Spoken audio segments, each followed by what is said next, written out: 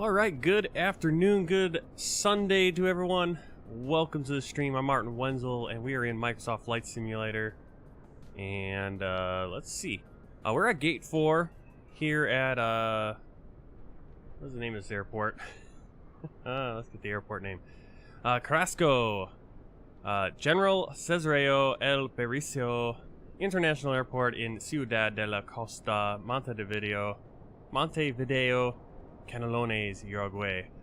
And we're going to be flying over to Arturo, Merino, Benítez International Airport in the Santiago Metropolitan region in Chile. I'm right here. I'm going to show you something pretty cool. Having to do with the GSX. Let's see. Let's get into this camera view. So I actually, when I loaded into this airport, I wanted to do some changes. It looks like my plane, though, is too far forward. So I don't know what happened there. I can actually adjust that. So what we're going to do, I don't know if that's actually going to affect it. Okay, so here's GSX. What we can do is we can customize this parking position. Let me just open up so we're just capturing the whole display for you guys. There we go. So it gives you all these options. You can say it doesn't have a jetway. You can customize a lot of cool stuff in here. What I'm going to do is customize vehicle locations. Alright, so it's not really where I want stuff. Okay, I'm not sure why everything moved from where I had it. Alright, I think everything's pretty much where I had it. So what I want to do is I don't want the parking... so where we were parked is where the airport has us parked, but then it might not recognize that. The GSX might not recognize it because it thinks the parking spot's way back here, which is not right. So what I'm going to do is just kind of push this. Well, right now we're on the pushback truck, so I'm going to move the pushback truck forward a little bit. Right about there. I'm going to move this baggage truck. It's kind of move it off over here a little bit. Same with this one. Just move this one over. Just kind of rotate. I'm going to get these two baggage handling trucks. We're going to move them right about there. Or the little ramps. Alright, so here's our parking spot. Now I want to move. I usually like to have my parking spot. We can actually set it up based on what plane we're on. I usually tend to put it about 22 feet. I think I do like that right there. So you can see where the marshal air is. I think that works. So then what I'm going to do is go to the next position. That's going to be the marshal air. We're going to keep them there. And then here's the stop position. And we want the stop position to be right... I'm not sure why it's in the center. Why that's where the stop position is when the parking position was closer. That's kind of strange. To me. Did the marshal move? Let me go through these again.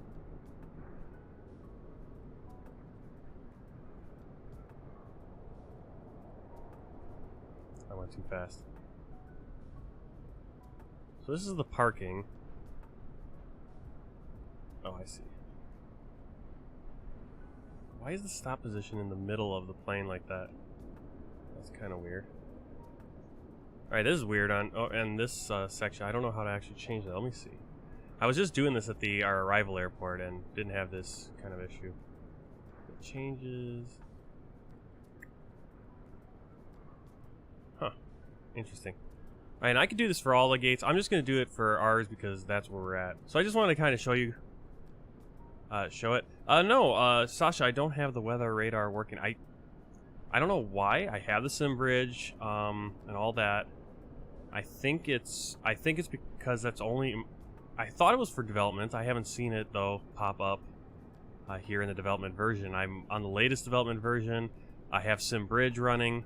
All that stuff that needs to be done, unless I'm forgetting to do something. So I'm just going to hit enter. Out of editor mode. Alright, we're going to close this. So that was just a little thing I want to kind of just show you that. So now we'll get into our actual flight. Let's see, is there going to be any other traffic here? Are we really just kind of at a dead airport right now? Sometimes that happens. I'm gonna restart. I'm gonna restart AIG just to see if we can get some traffic. But if not, it'll be what it is. You've got it working in development? Alright, I'll have to look into that. I'll do that probably this evening. This morning I was looking at how to kind of edit this stuff and get GSX working pretty nice. So, let's see, where am I? I want to do... What do I want to do? I want to, just kind of want to get things rolling here. FS HUD. Right, we get the FS HUD ATC getting into position. Kind of turn down these camera speeds.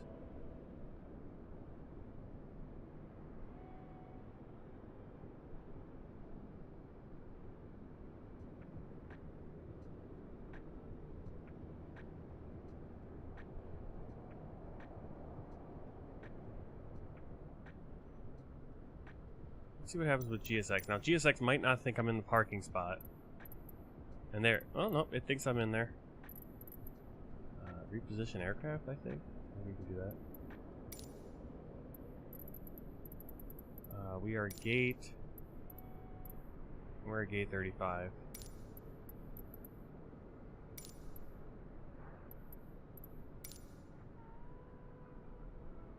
Okay, I could have sworn I changed the parking position to be further up, but I guess it's gonna be right there. That's fine. It was a little confusing in the editor. Not a big deal, but that's how you use the editor and all that goofy stuff. Oh, that's what I wanted to do. I wanted to open up the chat window so I could see it on my screen up here. Alright.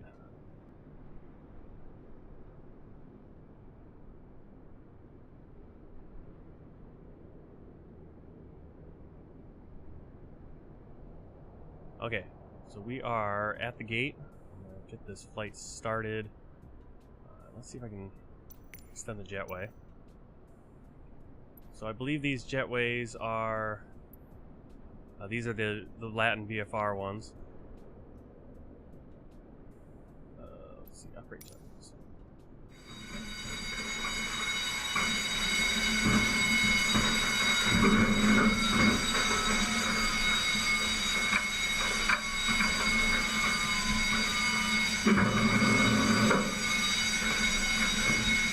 Alright, so when I was playing with this morning, I was able to get it to work. You could see the passengers, everyone coming on.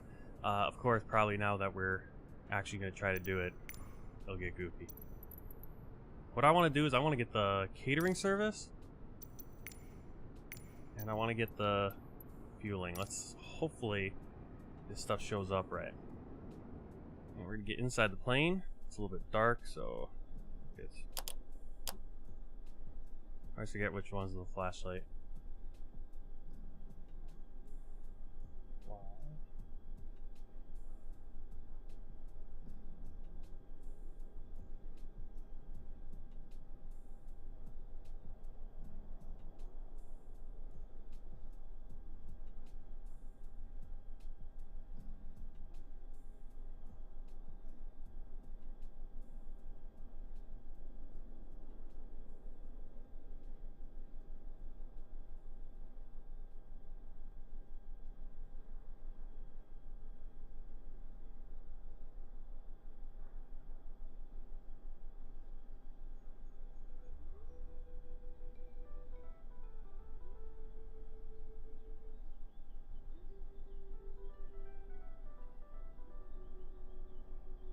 Alright, let's try to get set up with the baby here.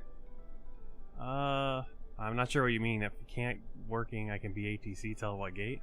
I don't know what that has to do with the weather radar. Alright, let's see. So, we want to get the plane started. We got our sim brief data right there.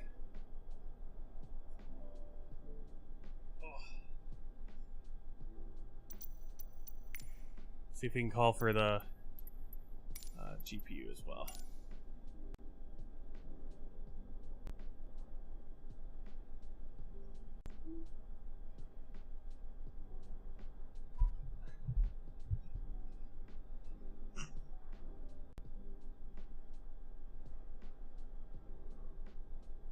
Okay, so it just opened that door.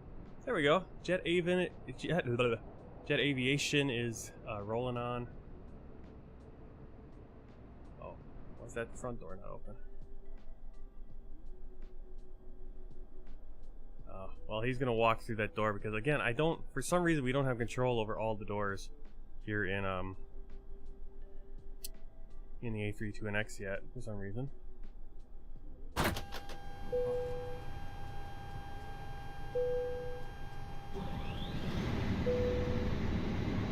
Flight time's gonna be, I think, 2 hours, 40 minutes.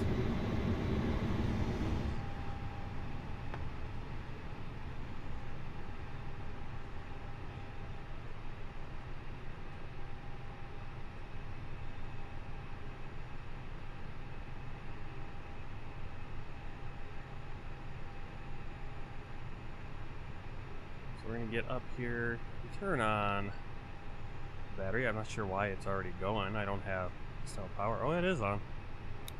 Right, battery switch is on. I guess external power already on. Strobe, auto, nav logo lights. We'll turn the wing light on as well. Crew oxygen spike.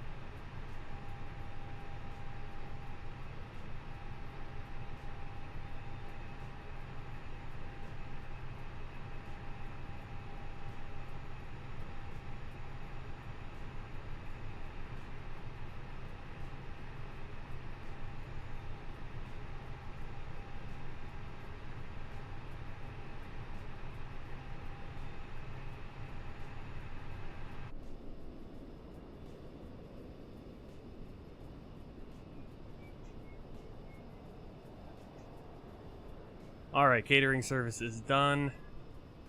Sorry, get a little distracted here. I think we got the fuel truck coming next. I'm not sure how to do the fuel truck thing, because every time I do it, it gets confused, so we'll see what happens. We want to turn updated graded lighting. I want to check, make sure the parking brake is set, flaps, retracted engine, ignition switches is it normal, master switches are in the off position. We are idle.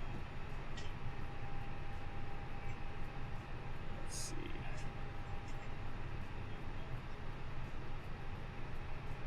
We have our landing gear down.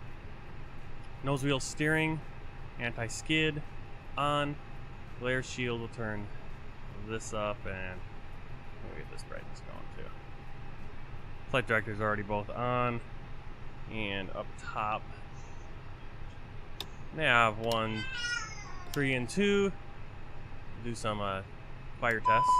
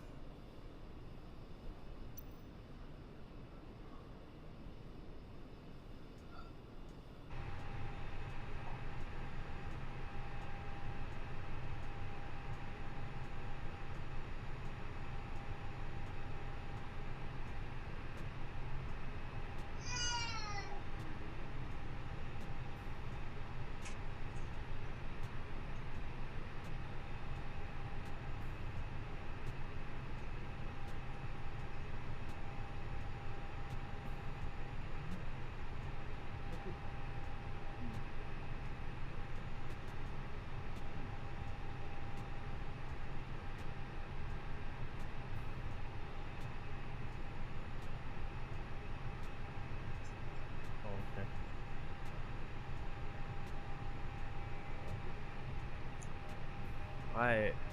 Hola, Pablo. Consulta si puede instalar ese juego en una MacBook Air. I'm assuming you're asking if you can play this on the MacBook Air. No, you can't. I'd look if you only have a MacBook Air or an iPad or an Android something. Infinite Flight would be what you're looking for. As a flight simulator, you need a PC or an Xbox. All right, so we already have the external power on. We got the nav lining up. I'm all distracted. We're gonna get boarding going pretty soon. Let's see. Get back up top. We want no smoking light on. Emergency exit lights on. Back down. Can't talk. Predictive wind shear.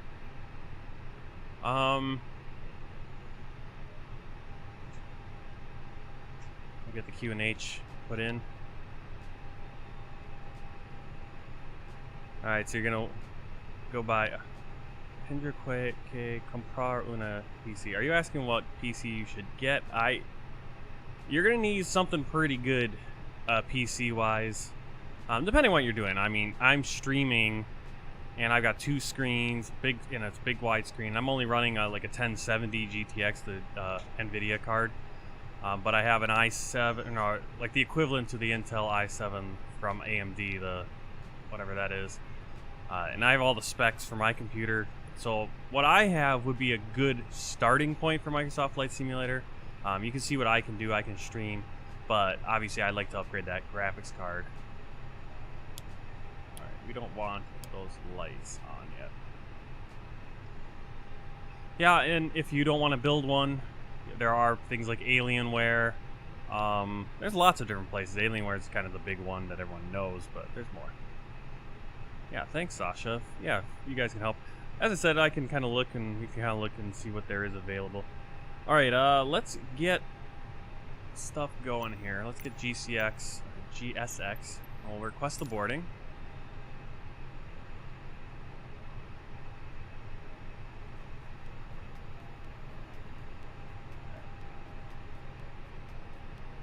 And we're going to talk to ATC here. Let me know if you can hear ATC. If you can't, I'm still working on sound levels, so let me know what the sound, if the in-game sound is too good. I got everything kind of turned down so my microphone's over it.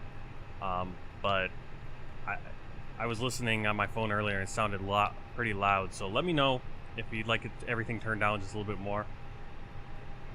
Let's see.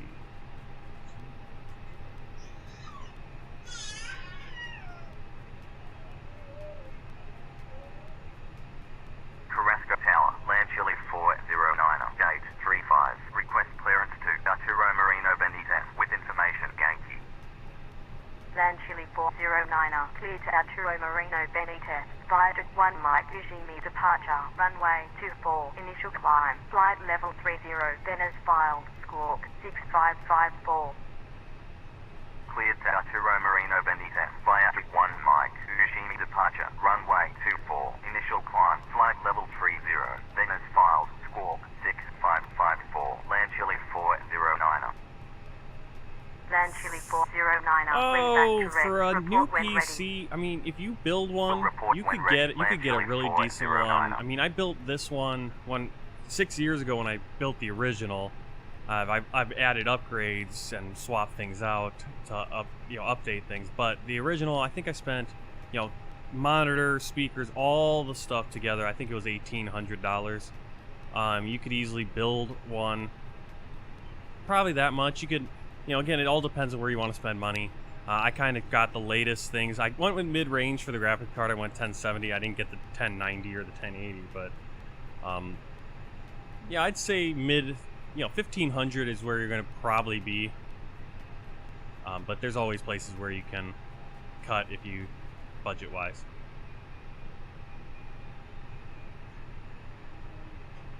All the music going on. All right, let's see. Did passengers? Oh, people are coming on. I think the crew. I think that was the crew.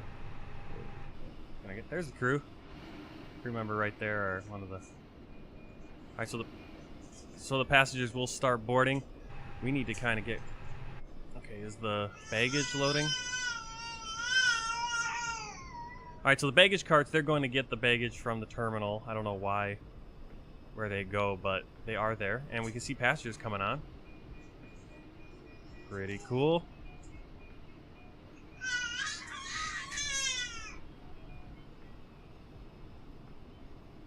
Well, yeah, you could spend $5,000 easily on a PC if everything's maxed out, souped up. But you could make it really, like I said, I'm running a 6-year-old graphics card. Now I upgraded the PC, I upgraded the CPU and the memory. He's being really loud right now. Okay, so, but yeah, let's get this plane set up so we can get going. It's not going to take too long because we do have we can just request all this with the flight computer, which is nice. I'm going to put in 409. He's got all his toys playing at the same time.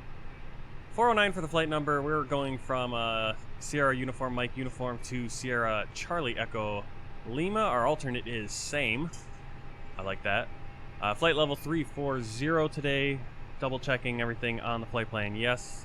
I'll bring that up for you guys too so you can see it. There it is. Alright, continuing on. We can do wind temp and then we can just request all this. Don't really need to, but we'll do it.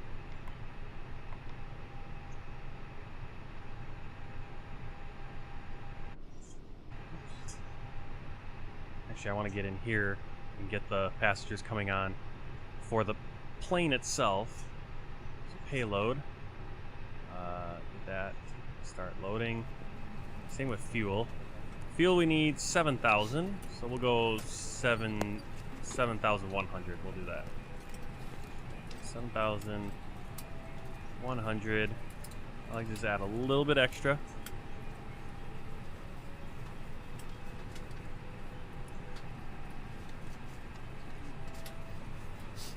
Alright. Let's say we have 5 passengers. Oh no. We have 122 passengers, 500 kilos of cargo. So that's coming on.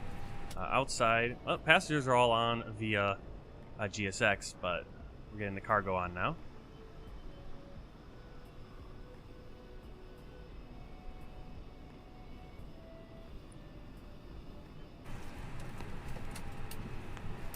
Back here, my screens, everything seems a little dim right now. Alright. Back to a nip page 2. This is going to be our zero fuel weight once we get loaded. Flight plan, just checking this. We are going to Ugimi Uniform Lima 405 Airway. So you can see the few waypoints there. Taking that all the way to Tosor. Switching over to Uniform Tango 687. Taking that to Cal.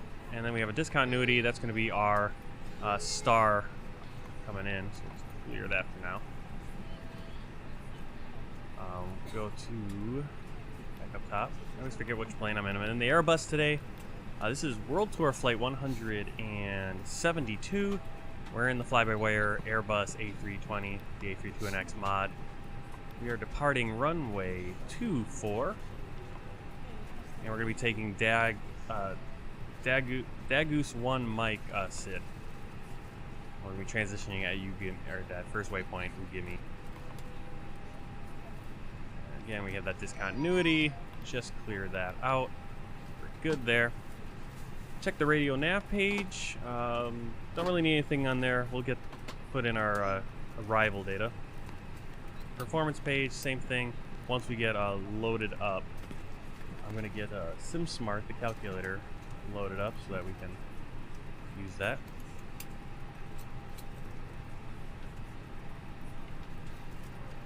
I missed I think there's a headwind page here. There it is, our wind. That's going to be right here, average WC plus 2.5. That means we're going to have a tailwind of 25 knots. That's going to push us along nicely. You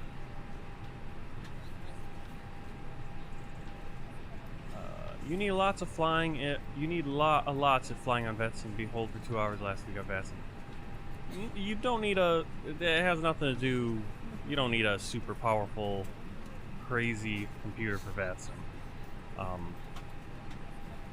Like I could do VATSIM. I just don't do VATSIM because I'm constantly having to step away, and you know, you can hear him in the background. I'm already getting distracted, just trying to set up myself. All right, I want to get I didn't get Pack X started. Get that started. We already have our IRS aligned, so we just need to wait for, at this point, passengers to get on board.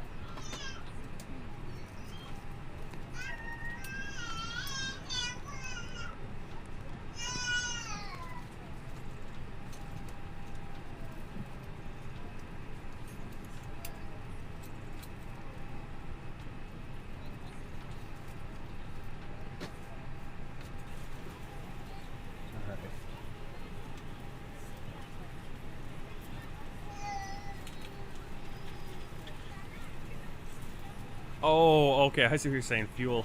Yeah. All right. Doesn't always tell me exactly what you were responding to when I'm talking. All right. Yeah. Well, yeah, you kind of want to, when you're doing VATSIM, you might want to get a little bit more fuel than you would normally.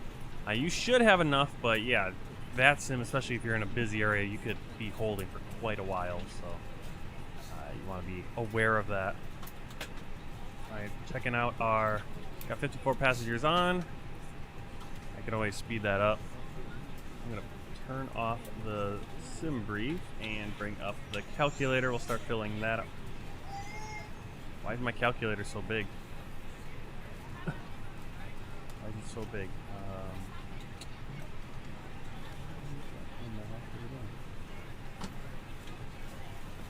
I don't want it to be that big. Why are you that big? What are you doing?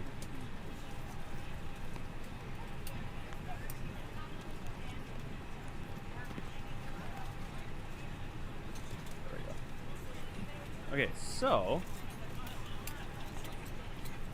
putting on the calculator here, put in our airport code, SUMU. Going to college now? Awesome. Where are you going to college? What college? 2-4. Get the metadata.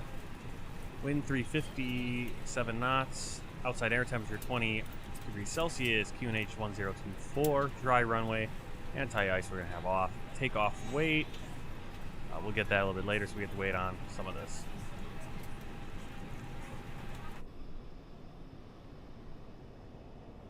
Alright, they are all done fueling.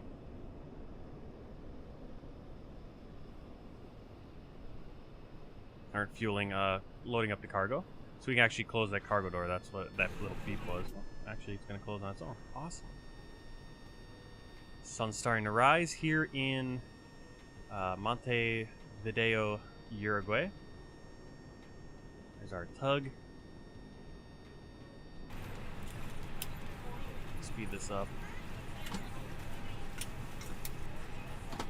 Just gonna go instant. There we go. They are all on board. We should be fueled up as well. We are. Oh, let's get that. There we go. Services, ground power unit. I'm not going to touch it in here because last time we had that cord just hanging the whole time on pushback. So, I have to remember where my stick is. I have my stick on the left side now so that I can have my free hand, which is nice. Alright, we have the barometric reference set. We're just working on that init page 2. Here's our 0 fuel weight, center of gravity, block fuel. Not allowed fuel planning. We have 7.1 in actuality. Takeoff weight 62.6. So put that in on the calculator. Center of gravity is forward. Flex takeoff. Air conditioning on. Calculate. Cabin crew, I'd like to welcome you aboard our flight. As you find your seat, be sure to place your larger carry-on items in the overhead bins and smaller items underneath the seat in front of you. Our V1 speed is all of our speeds are 143. Please use the flight attendant call button over your seat and somebody will assist you. If pretty the light overhead today. We only had bin is 122 full, passengers. Please make sure you close it as a courtesy to other passengers. Please double check that all your items are put away so that the aisle is clear and other passengers can make their way to their seats. Flaps 1, If you're in takeoff an emergency temperature exit row, 68. please read the exit seating responsibilities in Engine the out card and the seat back in 1105. front of you. If you're not able to comply with these actions, please let a flight attendant know so that way you can be reseated. Feel free to use your cell phones during the rest of the boarding process, but we do ask that laptops, tablets, and any other larger electronic devices are stowed once we depart from the gate. Thank you, and welcome aboard. Alright, so we are set. Just double checking through the checklist here. The VOR ADF if we need it, FCU altitude. Let's lock the cockpit door.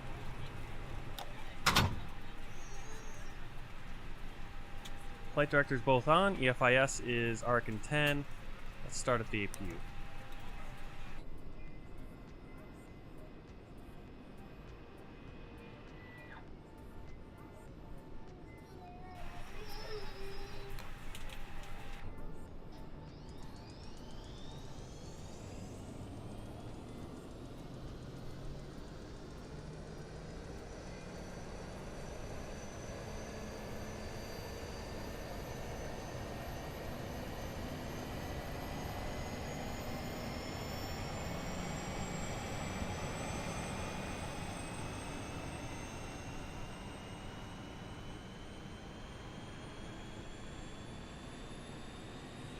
Yeah, disappointed there's no other real traffic here in Montevideo today. But it's early. We'll see some more in Chile. You see how the flaps there are kind of sagging because the hydraulics are not kicked in yet. Alright, APU is available and on. Turn off the external power. We should actually have a fuel pump. We'll turn all the fuel pumps on now. Seatbelt sign on, beacon light on, because we are going to be ready for pushback very shortly. We are actually ready for pushback. So we're going to hit the prepare for pushback departure.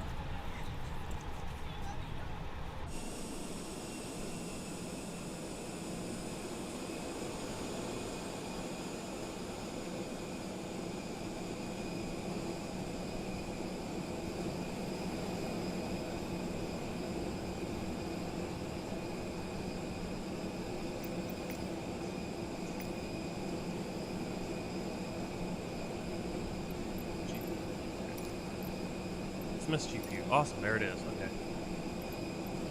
So I do want to request a pushback.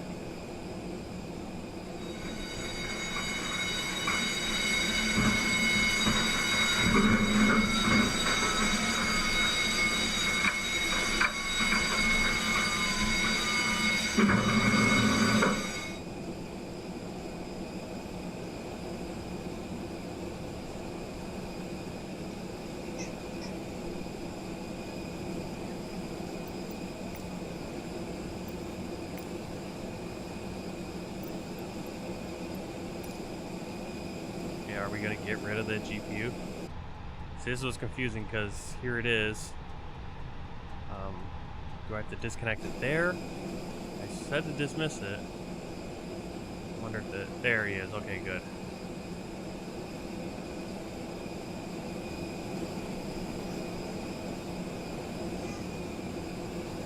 And yet the cable is still there.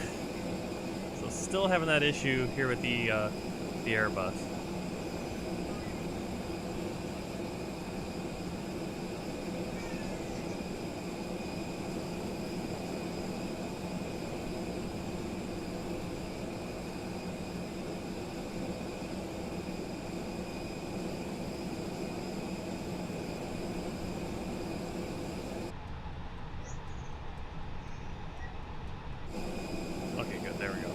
That fixed it. Awesome.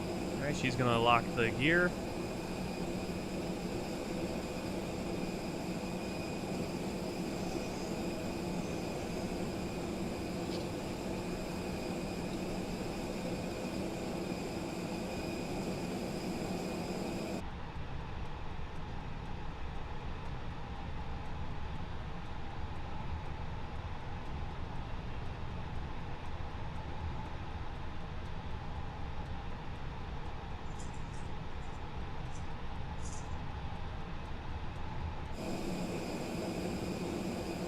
Yes, no, ready to go.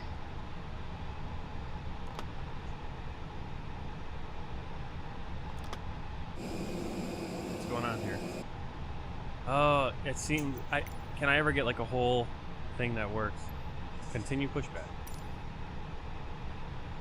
Yeah. Oh, there we go. Okay. We want to have the tail left.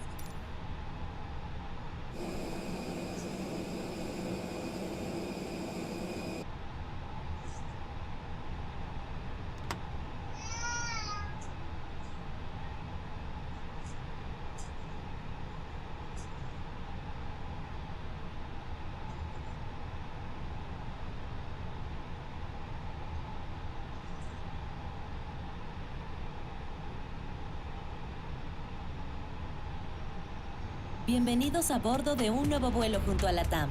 Los invitamos a escuchar con atención y seguir estas instrucciones de seguridad mientras recorremos Sudamérica en un viaje sin fronteras. Welcome aboard a new flight with LATAM. We invite you to listen carefully and follow these safety instructions as we travel through South America on a magical journey without frontiers. Por favor, acompáñenos. Please come with us. Guarde el equipaje de mano en el compartimiento superior o bajo el asiento de adelante. Carry-on bags must be stowed in the overhead compartment or underneath the seat in front of you. Pasillos, salidas de emergencia y primera fila deben estar libres de equipaje. Aisles, emergency exits in the first row must be kept clear of luggage. Para abrochar su cinturón, inserte la punta de metal en la hebilla y ajústelo tirando la correa. Para abrirlo, levante la tapa de la hebilla. To fasten your seatbelt, insert the metal clip into the buckle and tighten it by pulling on the loose end of the strap. To unfasten it, lift the top part of the buckle. Si su cinturón es de 3 puntas, abroche la correa de hombro colocando el enganche metálico sobre el cierre y ajuste la correa hasta que asegure.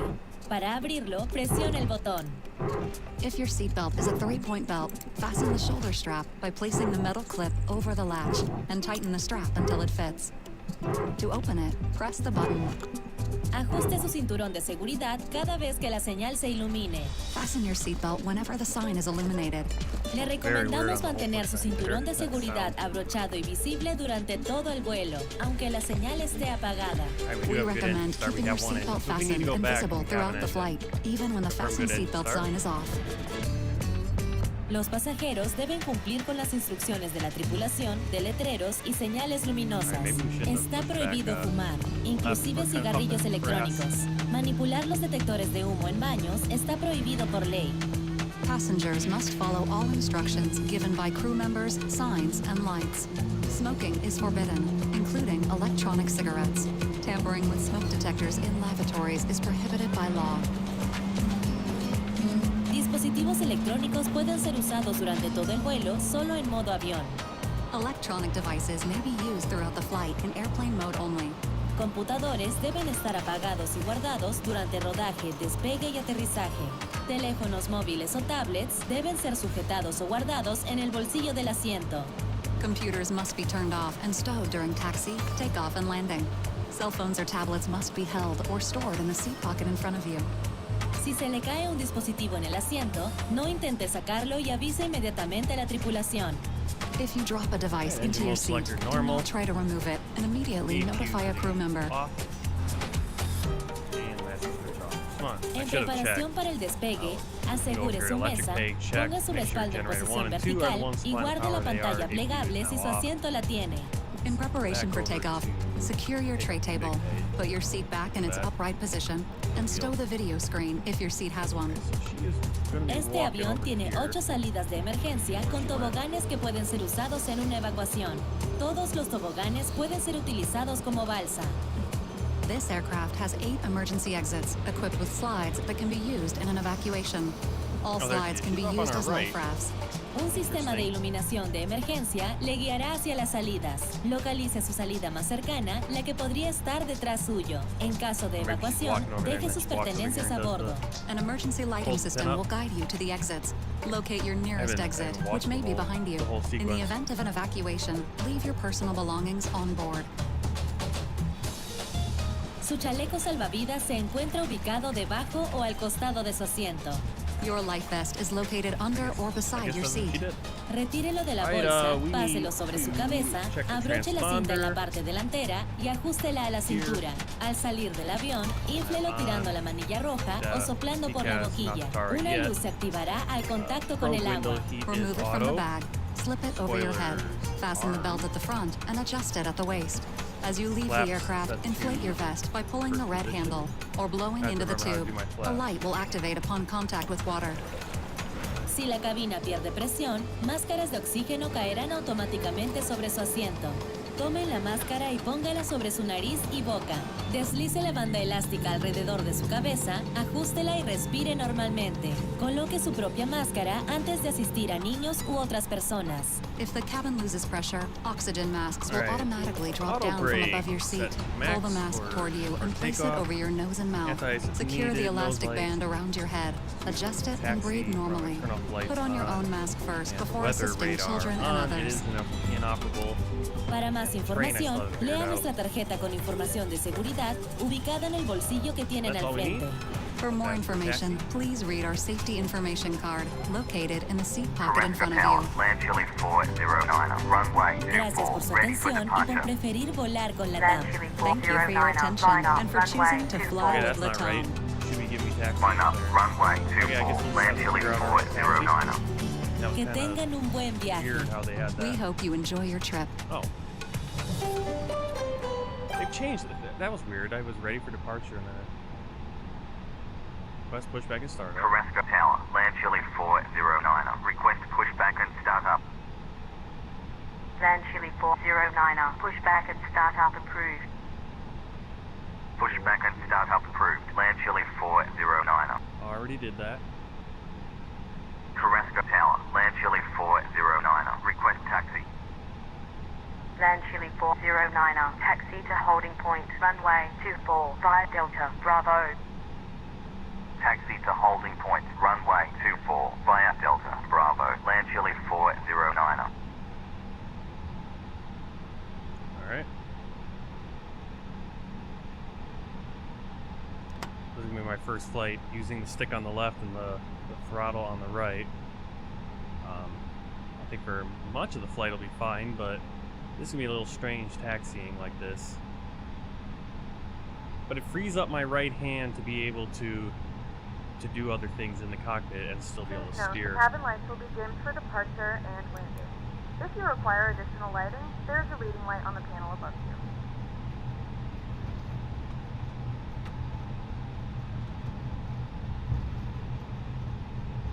So far, so good. So we're out on Delta, and then we're going to be turning right away here to Bravo. Thanks for joining. Right now it's early morning here in Montevideo, Uruguay. We're flying over to Santiago, Chile on LATAM Chile Flight 409 in the Flybywire A32NX, the Airbus A320. We just did I think we did a pretty flawless GSX Pro ground everything. We had the catering come out. The fuel truck came. The only problem was the fuel truck. The fuel truck came and he just zips away. So I haven't been able to get them to fuel this plane. There's also a couple door issues. The front door doesn't open, so when the caterer was just walking through the front door, the front service door on the right side, and then the rear cargo door doesn't open. There's no way for me to open it on this plane. I don't know how to do it. And so I had adjusted some things. You can do that with GSX Pro, but then it would just get hung up. It wouldn't work because it wouldn't work just having one cargo loader for some reason, which it should, but it wasn't working. Or maybe I just wasn't patient enough. I don't know. Here, we just need to do a cabin check. See if I can do this and steer at the same time. Pretty cool.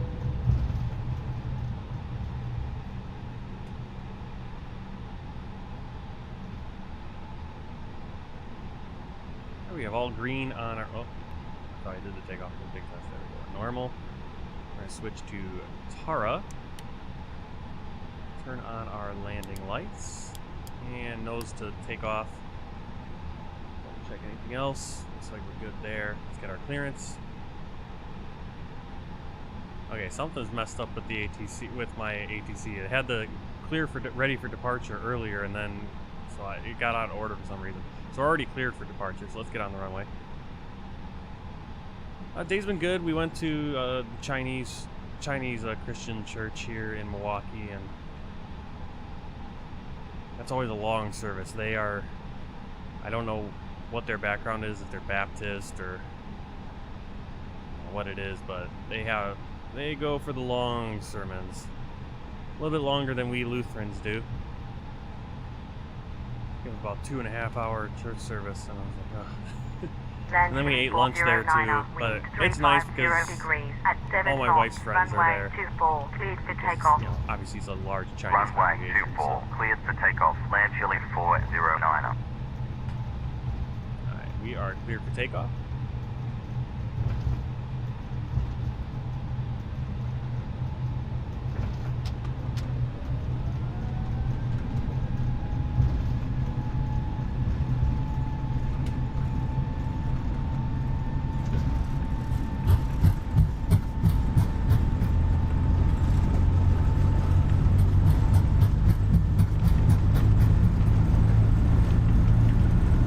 Sean.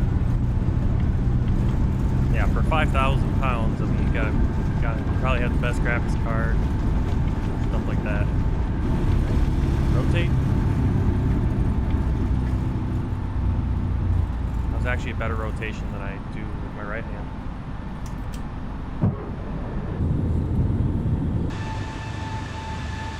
Landing gear up.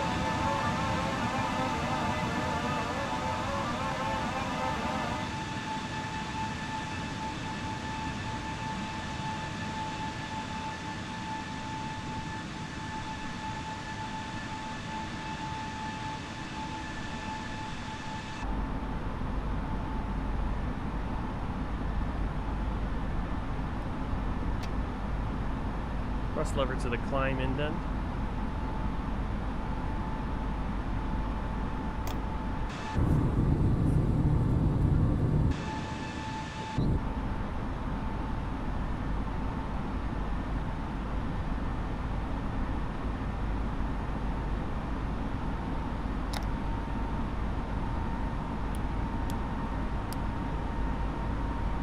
Got to turn the strobe lights on. That's why you have checklists.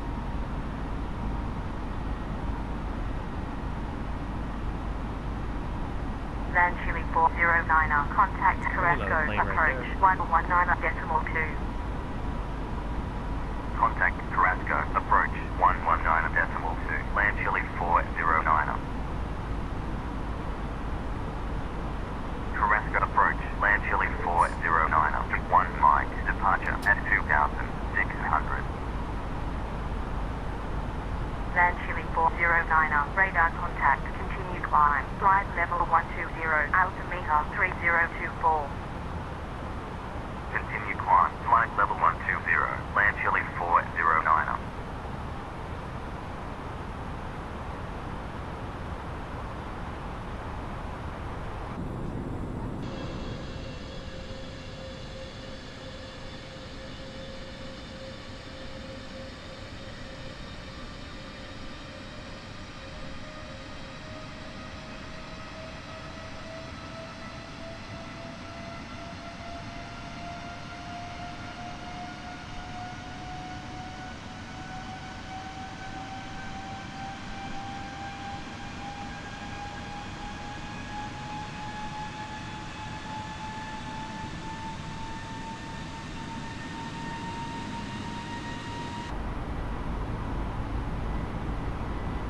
I have the NVIDIA GeForce GTX 1070, so that's basically that's the thing holding back my computer at this point. Because I got, I updated the RAM last year up to 32 gigs. Probably one of the faster speeds, and then the CPU is an AMD Ryzen 50. I have it in the description. What is it exactly? The AMD Ryzen 7 5800X. So one of the later. I mean, kind of the sort of the equivalent to like an i7 and kind of the latest generation as it was last year. Sean did this flight in reverse. Awesome. Yeah, it is really cool views, and climb and maintain, flight level 200. this flight and the next flight, Climate on the maintained. world Flight tour, level we're taking 200. off early Land morning. Chile Both flights are early 409. morning flights, so get to experience the nice sunrise. It's always fun.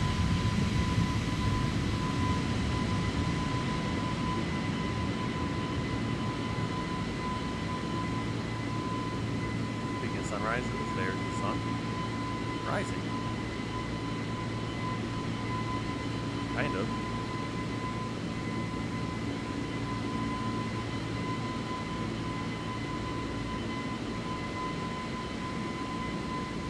Yeah, please give a like to the video, and if you haven't already, hit that subscribe button, hit the like button, all that stuff. I think I have the cockpit. The cockpit's louder than outside. Onboard Wi-Fi. If you wish to connect to the Wi-Fi, you'll be directed I need to get my audio set up right here. We do offer complimentary in-flight TV streams to our partners. Connect to the Wi-Fi, and you'll be able to access our wide range of free live TV and paid music library. That's good. Obviously outside it would be louder, but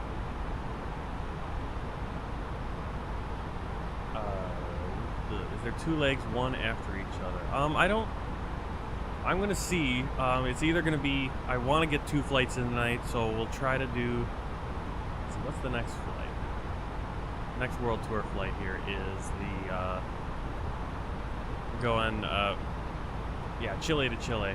Yeah, this is what's weird is that for some reason on my list it says this flight's only an hour and a half, but it's really like 2.5 or about 2 hours. Next flight's gonna be 2.5 hours, so I think we could do both of them. That next one's gonna be from Santiago down to Puente Arenas, southern, like way down there in the would be the Antarctic Circle, I guess. I don't know if it's that far down, but. So I'd like to get that one in, and if I'm looking at the clock and I don't think I have the time, want to put that much time in, we'll do Tampa to Mobile U.S. tour flight. I'm not going to get the Phoenix because I have the Flybywire. It doesn't make any sense for me to spend money on a plane.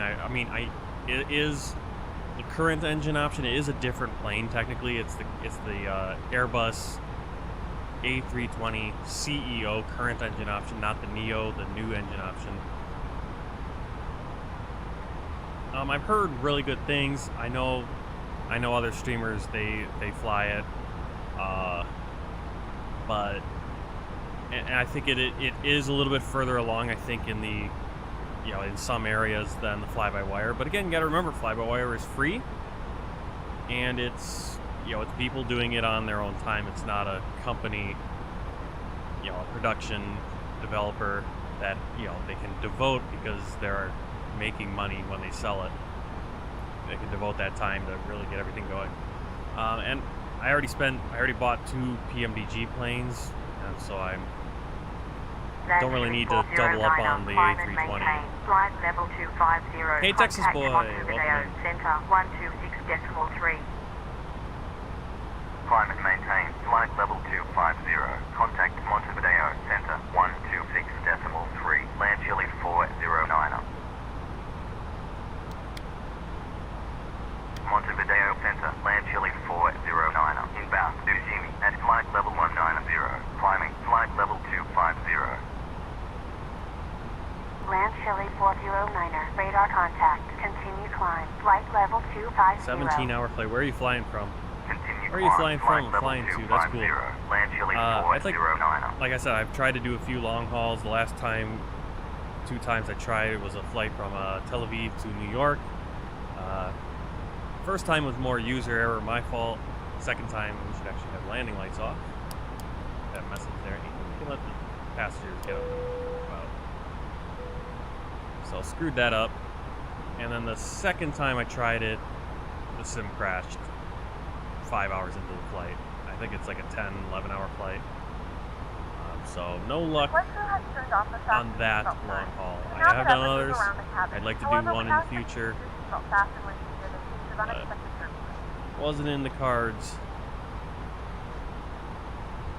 the other day, a few weeks ago, a month ago maybe at this point, when we tried to do that.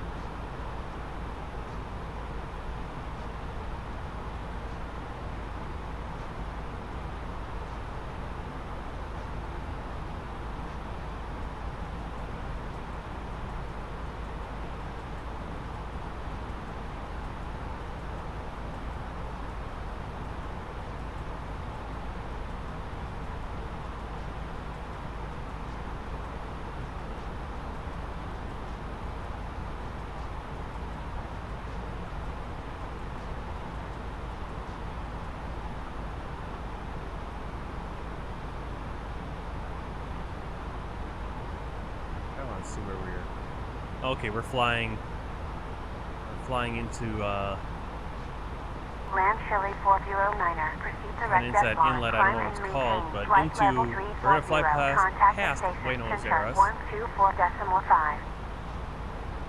Proceed direct Deslon. Climb and maintain. Flight level 340.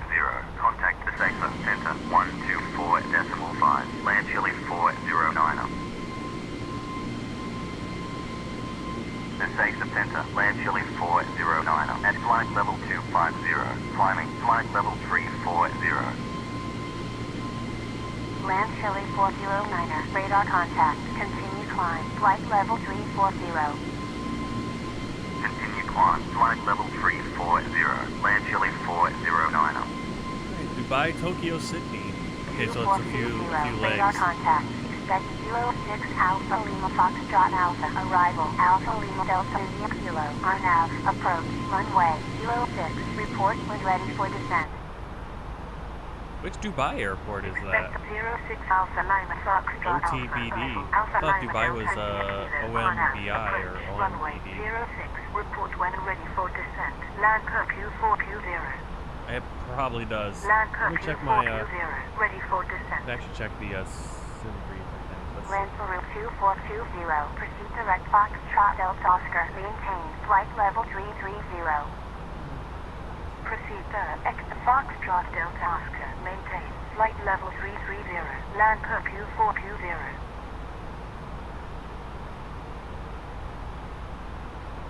Yeah, there's your elevation change. So that's our takeoff. Zoom that in a little bit. So we are headed to Ugimi. You can see our climb. We get up, we cruise, and the land kind of starts going up in elevation, and then just shoots right up. So these are probably the Andes. So we're gonna actually go over the Andes, and then we come down just on the other side. Actually, not too much of an elevation change from where we're at. I think that'd probably be 2,000 feet versus sea level. But we do have some big mountains in the way. That's why we're cruising at 34,000. We definitely could not cruise the whole way at like 15. We'd run into some mountains. Kind of looking at it kind of silly. There we go. Now you can see what I was kind of looking at better.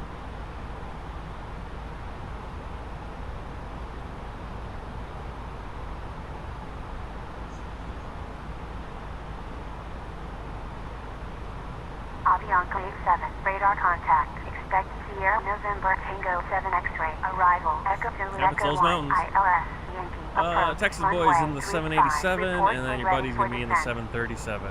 So Expect Sierra November Tango 7 X-ray. Arrival. Echo Zulu Echo 1. Yep, I heard of that. Yankee. Approach. Runway 35. was it a Chilean rugby team? I think it was. Avianca 87. Ready for descent. Avianca 87. Proceed direct Sierra November Tango. Descend and maintain flight level 240. Proceed direct Sierra November Tango. Descend and maintain flight level 240. Avianca 87.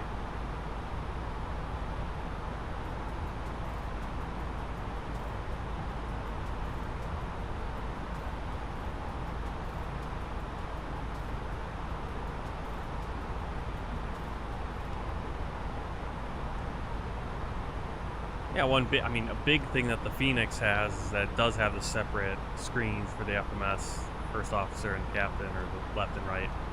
Similar to the PMDG, I think the CRJ, of course, those are both payware. All the default ones, the 747, the 787, and the Airbus here, the A320, these two screens are locked. I'm hoping at some point they do unlock those so we can have different things on each screen. Makes it a little easier to manage stuff.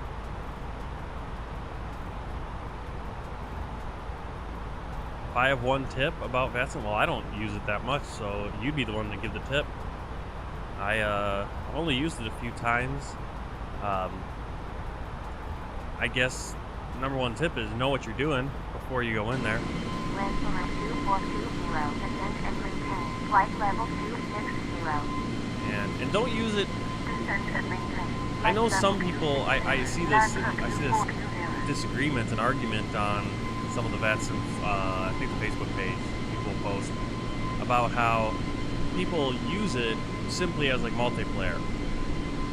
They want to see other planes flying around the sky, so they go on VATSIM. But then as soon as they end up in an area where there's a controller, they disconnect because they don't actually want to do the radio call-outs or anything. It's like, well, don't use it for that then, because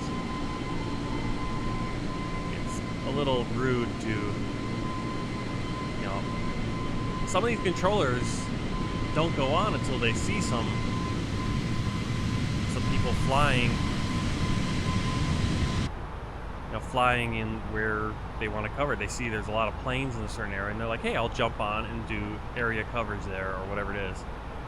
And then everyone decides to log off because, oh, I don't want to deal with A2C. It's like, that's sort of what VATSIM is for. So that would be my thing I would suggest.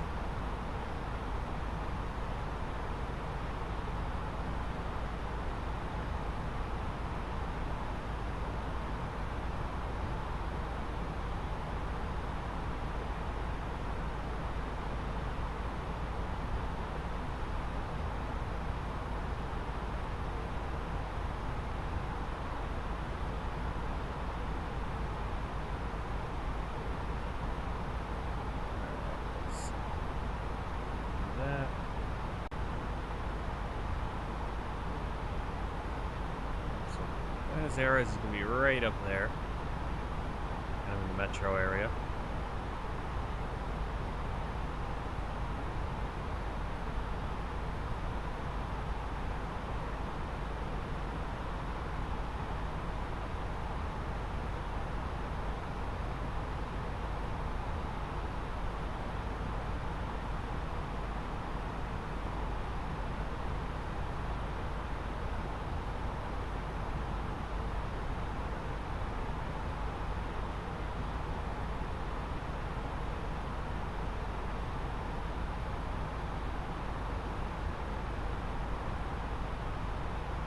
Yeah, that's a good tip too. Have a notebook. Basically, I mean, VATSIM, it's the point of it is to mimic, you know, real life, what you would do in real life. So, in real life, pilots, especially in smaller planes, are going to have a notepad. That's not to say that in the bigger planes they don't. You know, the concept of having like when you get the ADIS on VATSIM, I really like it, that it's printed out, and that's normal. I mean, you can listen to the ADIS, but if you have like the thing that can print it out, which a lot of the bigger planes have that free messaging system, that's what they'll use. There's nothing that says you have to listen to it and get everything down. But definitely, when you're getting a call from read it back the way you're supposed to read it back. Basically do things the way you're supposed to do it, and you'll make more friends that way. But they are helpful. Most VATSIM people will be helpful. Yep, you can print in the 320. Yeah, maybe not all of them can print, but you can get the little free message thing like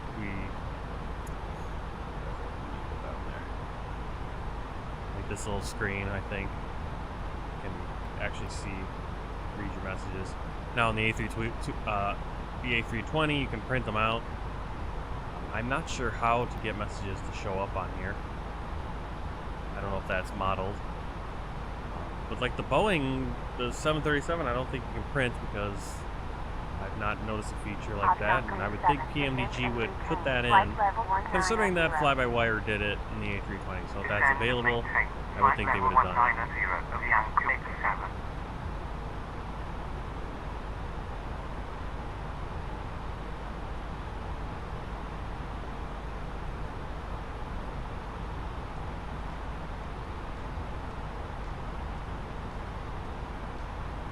Yep, have navgraphs. Have the charts that you need for the flight. If you have a Navigraphs Ultimate subscription, you're going to have the charts. If you're trying to go the free route, make sure you get all the charts you're going to need, and it's not always going to be clear what charts you're going to need, because some of these airports, I'm gonna look right now just to see. So we're going into Sierra Charlie Echo Lima. That's the Santiago. Just star charts. 1, 2, 3, 4, 5, 10 charts just for the standard terminal approach routes. You might have a good idea. The ATIS might tell you this is what we're doing. We're using this runway. This is the star that we're using, so you can probably find that chart easily. But sometimes you might not know what they're going to throw to you. Yeah, ACARS does. There's different things you can do there. I mean, approach charts is like 15 for the airport we're going to. Again, you don't need all of them, but you're going to need, at least for the runway that they're planning on. And like just for runway 17 left today, we have 7 different charts. 4 ILS ones, 2 RNPs, 1 VOR. And again, you better hope that the ATIS or lets you know so you can find that right one. That's why I loved having Navigraphs, and that's why I know that I could, if I do go on VATSIM, I have the stuff I need.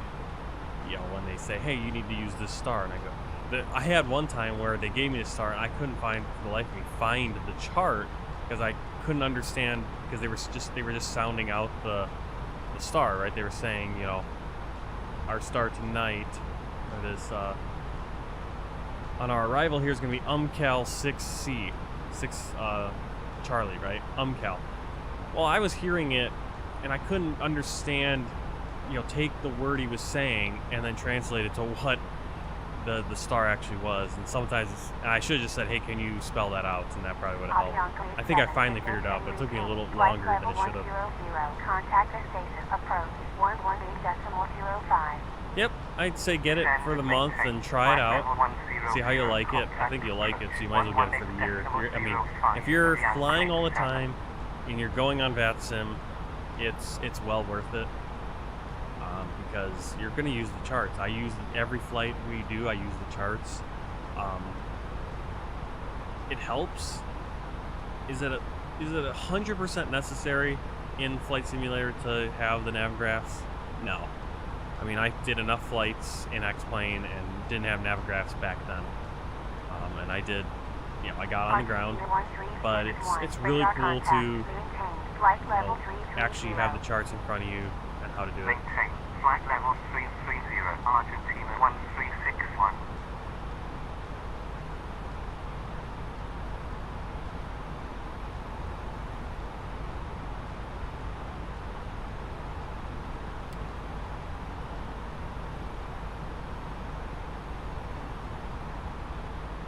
I'm surprised how fast this flight actually went. We are already down to 1 hour 15 minutes left on the flight. So I overestimated the flight time by about 45 minutes, probably half an hour, all said and done, but, with the approach, but, so maybe we would have been able to get it in the other day, yesterday, could have done 2 flights, but I enjoyed the flight from, Miami over to Tampa.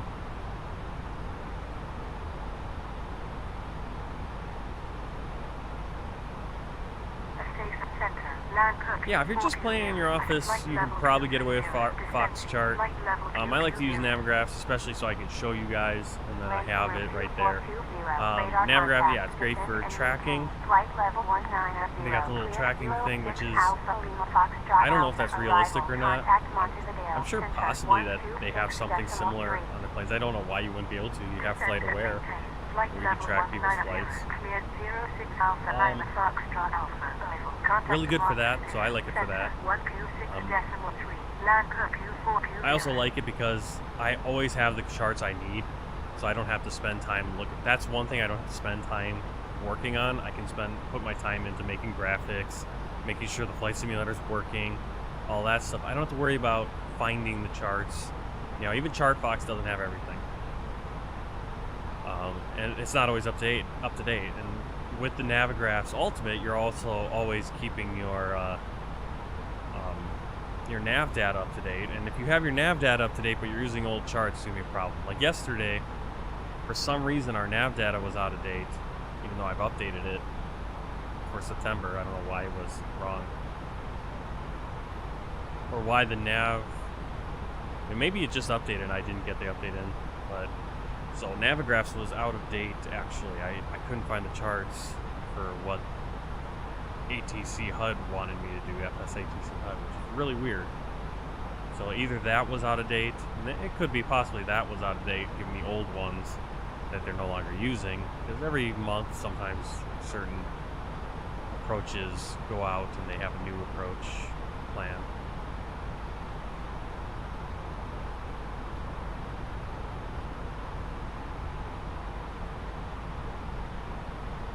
How did you help me when we were holding? I don't remember. I just remember getting lost because I think I'd be much more comfortable. I want to eventually get on VATSIM. I'm not ruling it completely out, but I don't know when it's going to be. It's kind of just I have to really be like, okay, I'm going on VATSIM today. I'm going to have this stuff ready. It's not something I can just jump on. I'm not that kind of person. But yeah, that was really just kind of a. First of all, it's like, oh, we need to hold, and that was at the point where the A320nX didn't have an automatic hold, so now I'm trying to scramble, okay, how do I do a holding pattern here manually? And then finding out it's like, oh, it's going to be 2 hours, and then trying to figure out, okay, how do I get on the ground? And it's really hard because when things change in real life, you have two pilots. So one's taking care of getting the computer all set up, the other one's making sure the plane isn't flying into the ground until we can get the autopilot all programmed. Another plane right over there. I think I chatted our way. Yeah, Buenos Aires is going to be behind us now.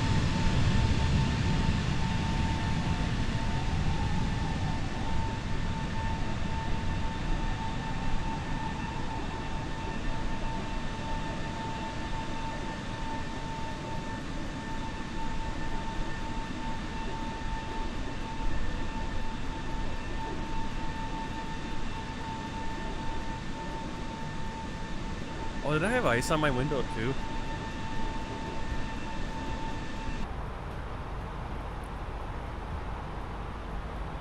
I have to look into the shared cockpit again because the one time I did it, that was kind of fun. It was a real learning experience, trying to figure out how to get it to work right. So again, it's one of those finicky things.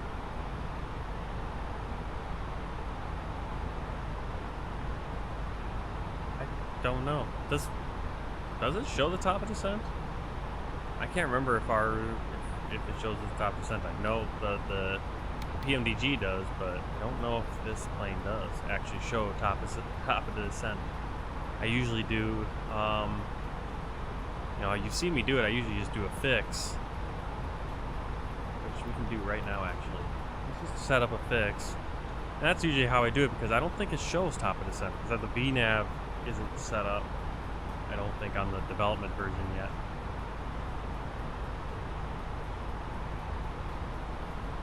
Well, there is no weather radar. There is it's the terrain radar that it is. They've added the terrain radar. Weather is not. They don't have a weather radar yet. That's still inoperable. I'm guessing it's on the experimental version because the video I watched where this little sticker is scratched off, I think it was red.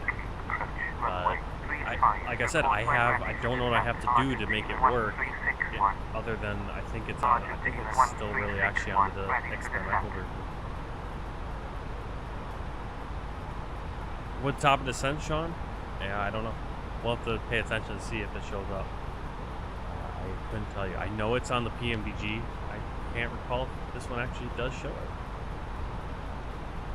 On the calculator, and we're at 34,000 feet. Is that where we're supposed to be at? I know that's where we're cleared. Yeah, 34,000 feet. Target. I'm gonna pick. It's on our approach.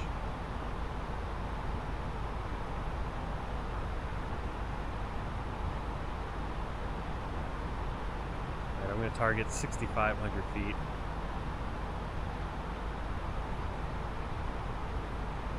It's saying 86. So put a little fix there. It'll kind of give us an idea when we need to descend.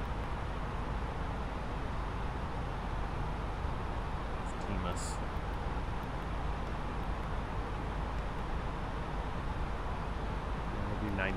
Give ourselves a little bit extra time. And we're pretty far out, so we're not going to be able to see it on here, but I don't recall there being a top of descent thing.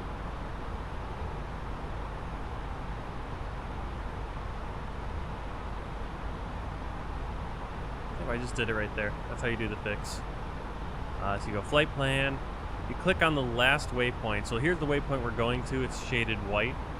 And the last waypoint we just passed is right there. Click left of that waypoint. It's going to bring up this. You can go. I don't know what would happen if we'd go into a hold. Try to go into a hold because we're already past it.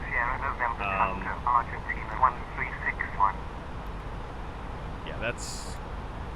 Yeah, this stuff is, I mean, airways, that's like when we were doing it manually, that's where we put in airways while we're putting in our waypoints.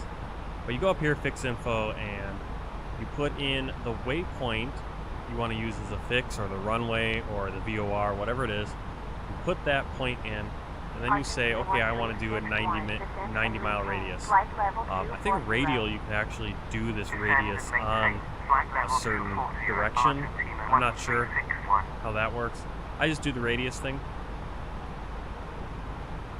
There's a lot more technical things you can do with the fix points actually than what I'm using it for.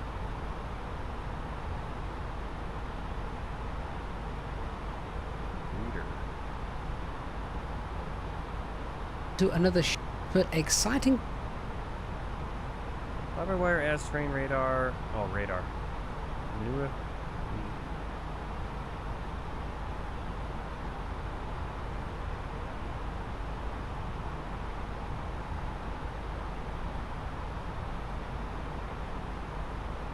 Yeah, I wonder if there's more stuff I have to do to set up the bridge.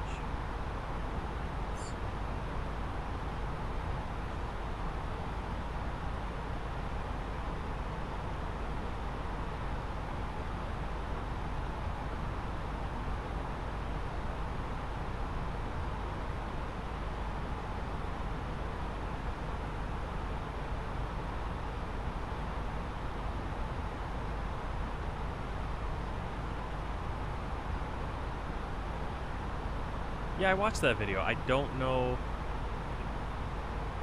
I'm not clear at all. All he did was install the sim bridge via the installer. That's what I've done. Is he on? Oh, no. Check that again.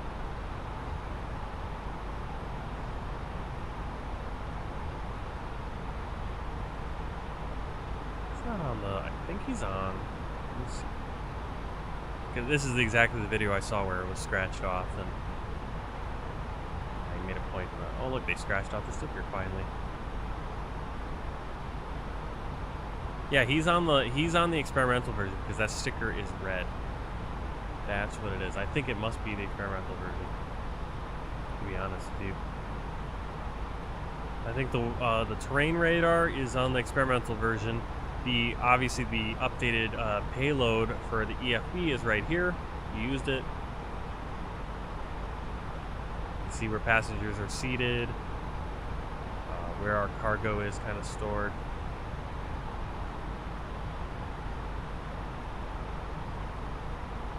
Yeah, pretty empty plane for this flight actually. I think we can have what, 150 something, 174 passengers. Yeah. Doesn't look like there's 50 or so seats missing. Did I do something? I did. Uh-oh.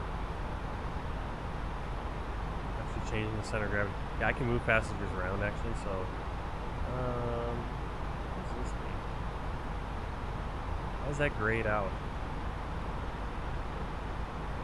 Is that where that person, oh, that's where that person was. Okay. So if you move someone,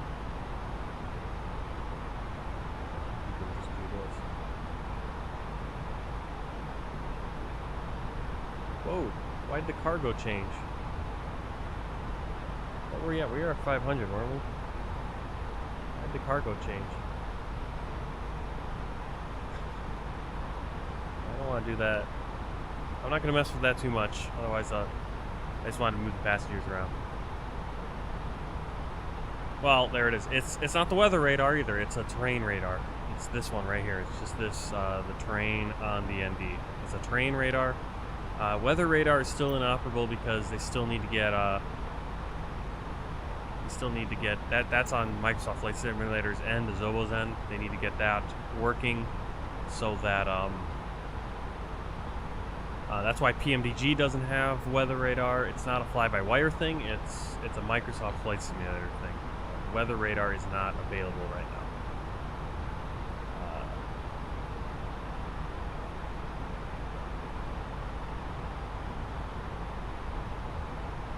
LANCHILE 409er, maintain flight level 340, contact Commodore Rivadavia, Center 125.5. Maintain flight level 340. Contact Commodore Rivadavia, Center 125.5. LANCHILE 409er.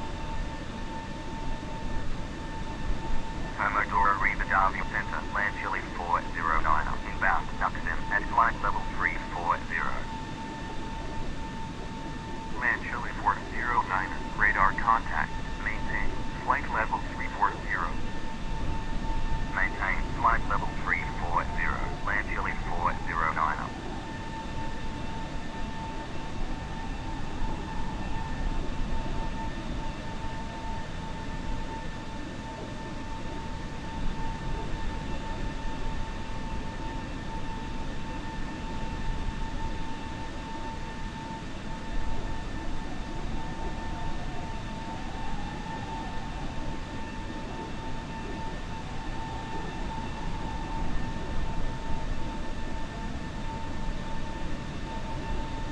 Yep, experimental version is the one that it's working on. I have to take a look at it.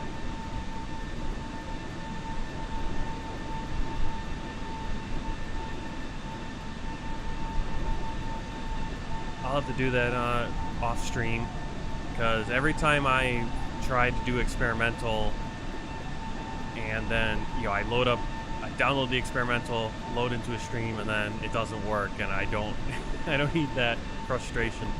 So it's like, obviously I'll switch it over to experimental and then try it out, make sure things are working.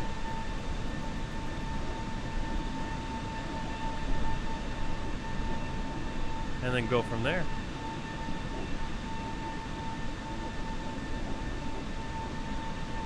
Let's see, we are...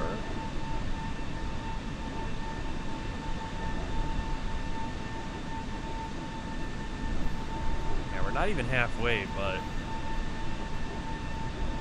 definitely a shorter flight than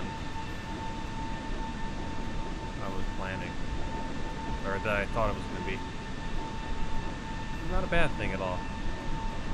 Crossing over Argentina right now. We'll be doing that until basically the Andes. I think that's, you know, the border runs through the middle of the Andes, I believe, for between Argentina and Chile.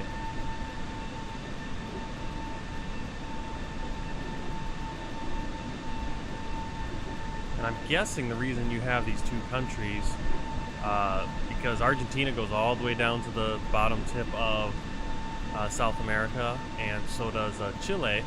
And I'm assuming the reason you have these two countries as not one is because you do have that giant mountain range in the middle, and it kind of just makes it's naturally you develop two different countries like that. Kind of a rarity to have what we have in the United States, where we just have this country go, yeah, okay, we got the Rocky Mountains, whatever. Just went through them.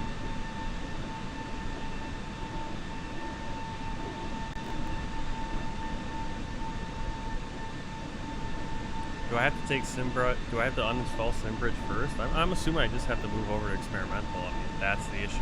I'm not using the version that has the weather radar, but I'll give it a try. That's what I'm going to experiment with.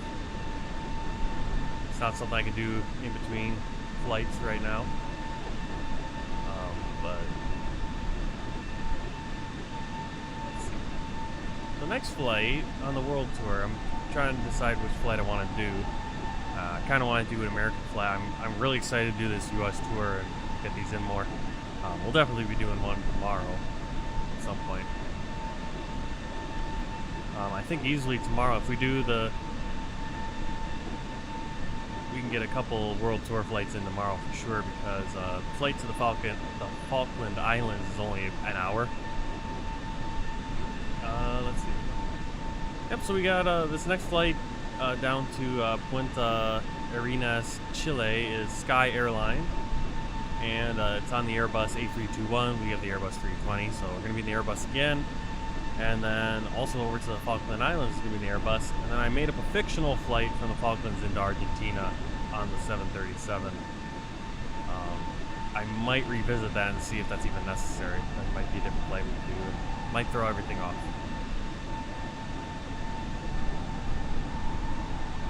No, I don't want to do before the next flight, because I want to test it, make sure it's working. I don't want to download it, do all that, reload Flight Simulator, get in.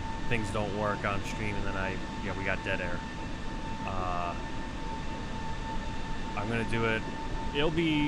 I'll do it tonight after I'm done streaming. I'll set that up and try it out, make sure it's working, and we will definitely have it tomorrow. Looking at my next, my next U.S. tour flight, I think from Tampa to Mobile's also in the Airbus, so. Yeah, we have a whole bunch of Airbus flights coming up, so we're not going to miss it. Hey, Myron, welcome in. Thanks for coming on in. Love the profile pic, Kermit. Like it. I can't really do it. Yeah, I don't know if that's a very good Kermit. But yeah, that's when he was like a few weeks old or a week old. I mean, really early on.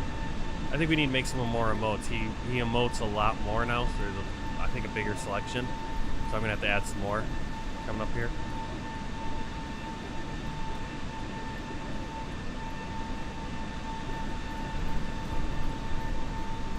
Which stream link?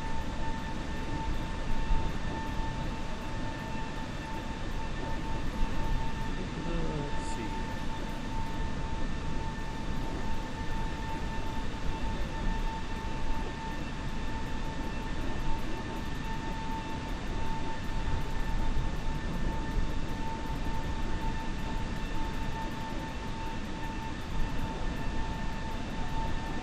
Hey, Ace Pilot! Oh my god, everyone's coming in on Twitch today. Right now. I think it's just the right time of day. Yeah, hopefully you guys stick around. I'm hoping...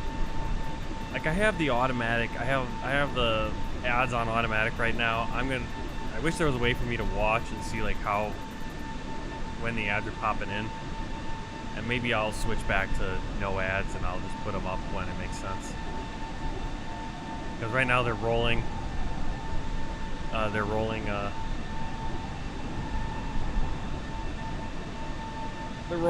think, 30 seconds every 20 minutes or something like that, or something. I don't know what it is. Then I get a little bit more ad revenue. But if you guys hit that subscribe and you subscribe over there on Twitch, you should be able to avoid all the ads, which is a great thing, and then you're just directly supporting me. Oh, Sean, I've had that happen. I haven't had it happen as often in Microsoft Flight Simulator. It's actually been pretty rare to have a crash over here. It's been a little bit more stable. I've had a number of crashes in Flight Simulator, but luckily not during a stream, not during an actual flight. I haven't had too many. As I said, during that long haul, that was a weird one. I was like, why did it crash after 5-6 hours? Myron, I used to live in I used to live in Hangzhou. I'll give you let's pull up a map here. Because sometimes I'll say where I live, and it's like, okay, I don't know where that is. And I always like it when people show me. Obviously, you guys in the chat tell me where you live. You guys can't show me a map, but I can always look. But I'll just show you right here. Let me hold this up.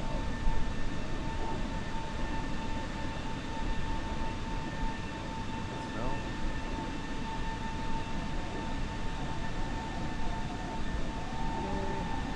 Yes, that's what I want. Let's get inside the plane. I feel like it's louder inside the plane than outside. You guys let me know. If it's louder inside the plane than outside, there's something wrong. And are the levels good? Can you hear me are the background the games sound too loud? If it is, just let me know. I will pump all that stuff back a little bit more. Your feedback is what helps. It's easier for me to get the feedback right now than it is for me to pull up in my phone and try to watch while I'm on camera and the microphone's on. So I want to let's go to Google Maps.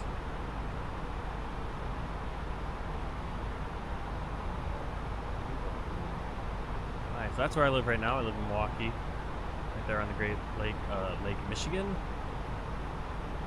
No, and I lived all the way over there. So I lived in, so there's Shanghai. Give you a little, there's Beijing, Shanghai, Hong Kong, and then Taiwan.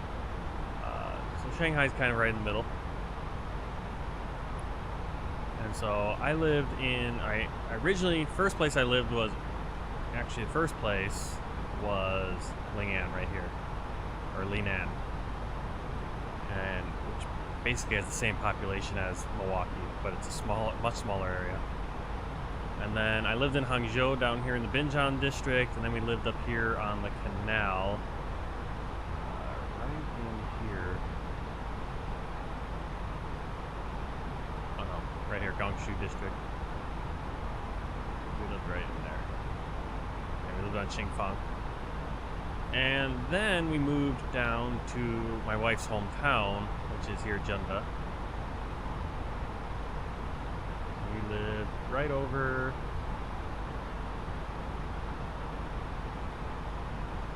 Yeah, right here. I like how they have the Hanbao convenience store. It's just this tiny little nothing burger store. Now Google Maps always is off a little bit for some reason.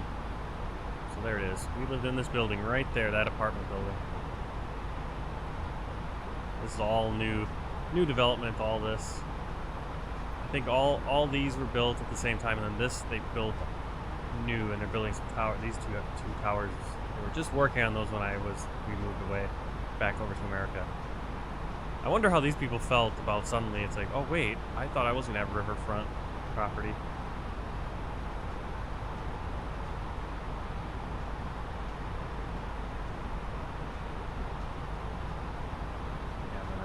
Hangzhou. First I lived right over here in this building. Yeah, this one right here, the first one, the black one. Our school was right here.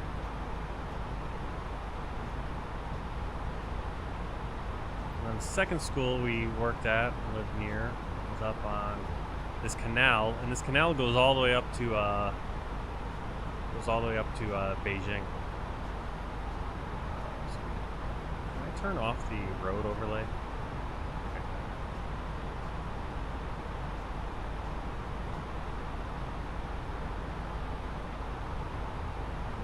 don't know how. We lived in this little apartment block, I think, right there.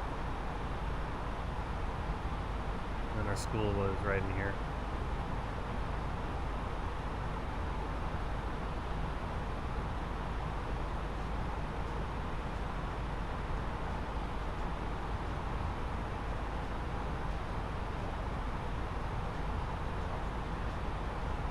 Junda, and then you take this long, you have to go all the way around, but you can get over to Huangshan, which is Huangshan City, and then you have the Yellow Mountain, or never find them on the map very well.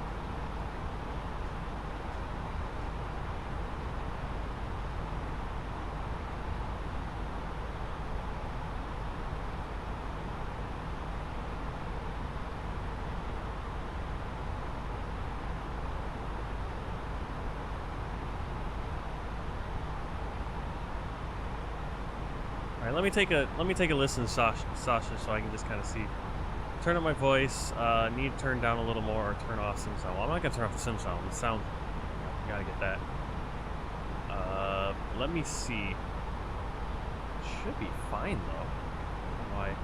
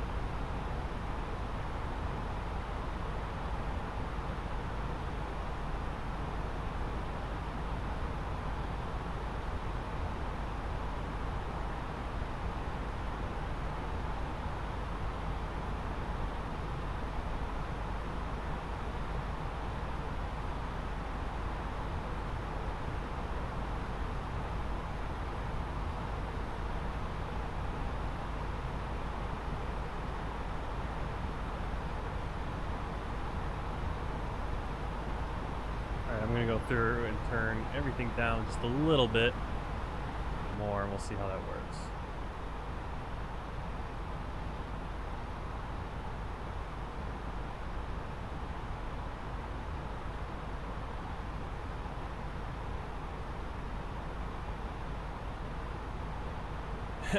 Yeah, a bit too much info, I'm sorry. I sometimes just get on a roll. Let's see. I missed a bunch of the chat. I was blabbering on. So let me see. I'll go over here.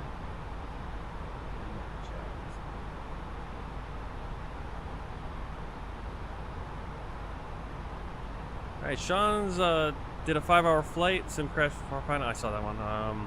Ace pilots mid-flight between Dublin and Charlotte with American Airlines, the 777-200 and One World delivery.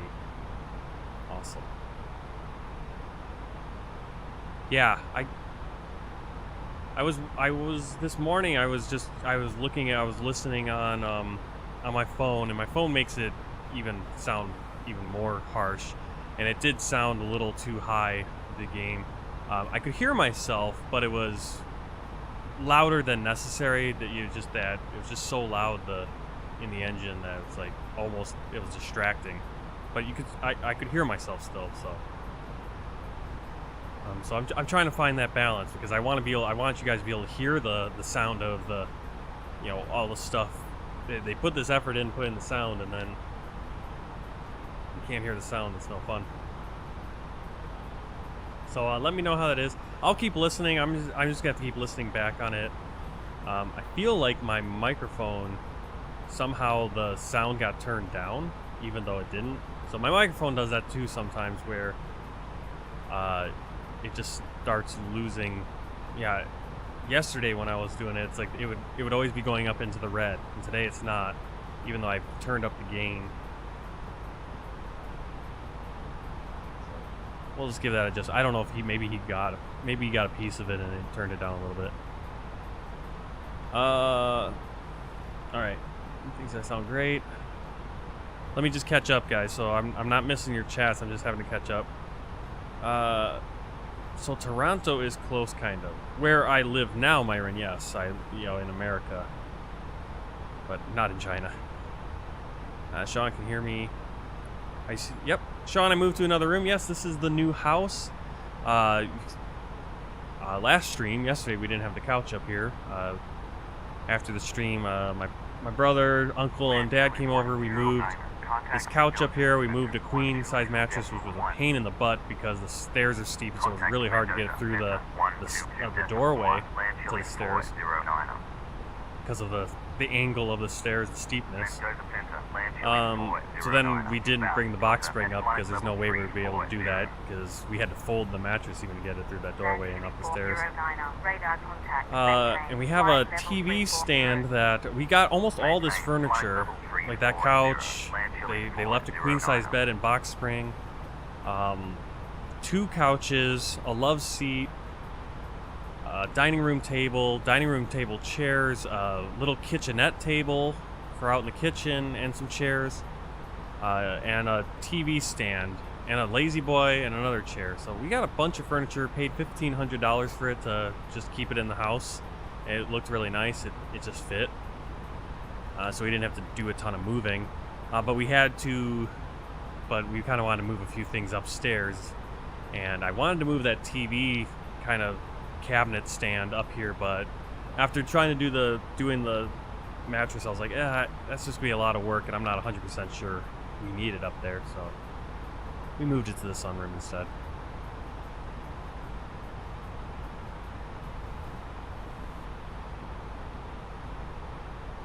Oh, we did an IKEA run already, and we'll have to do another one again. I need to still probably get some shelving or something to put back there.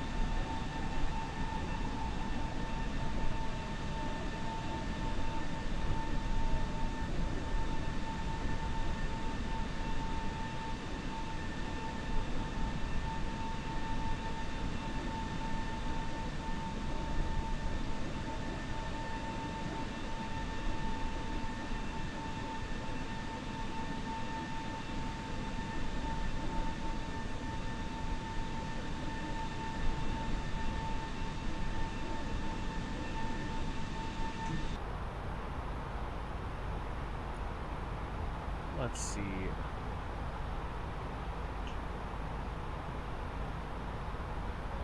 This is Sean. Yeah, I had a Chinese driver's license. It's since lapsed now.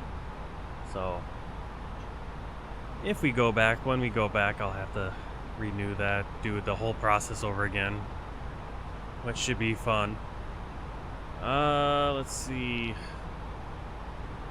Ace Pilot, hoping to say go to IKEA. Yeah, we did. We went to IKEA. We bought the plant. I think I got that plant at IKEA.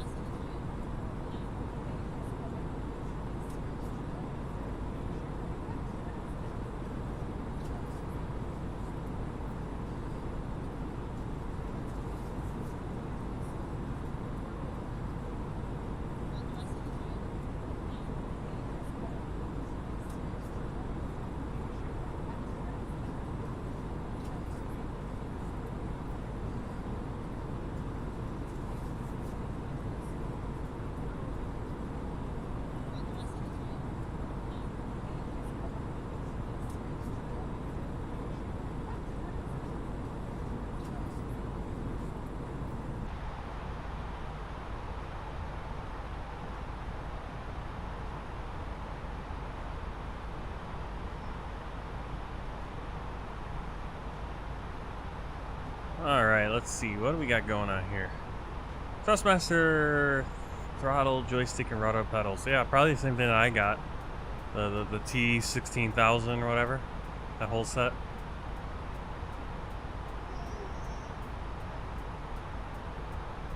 He always needs to be held.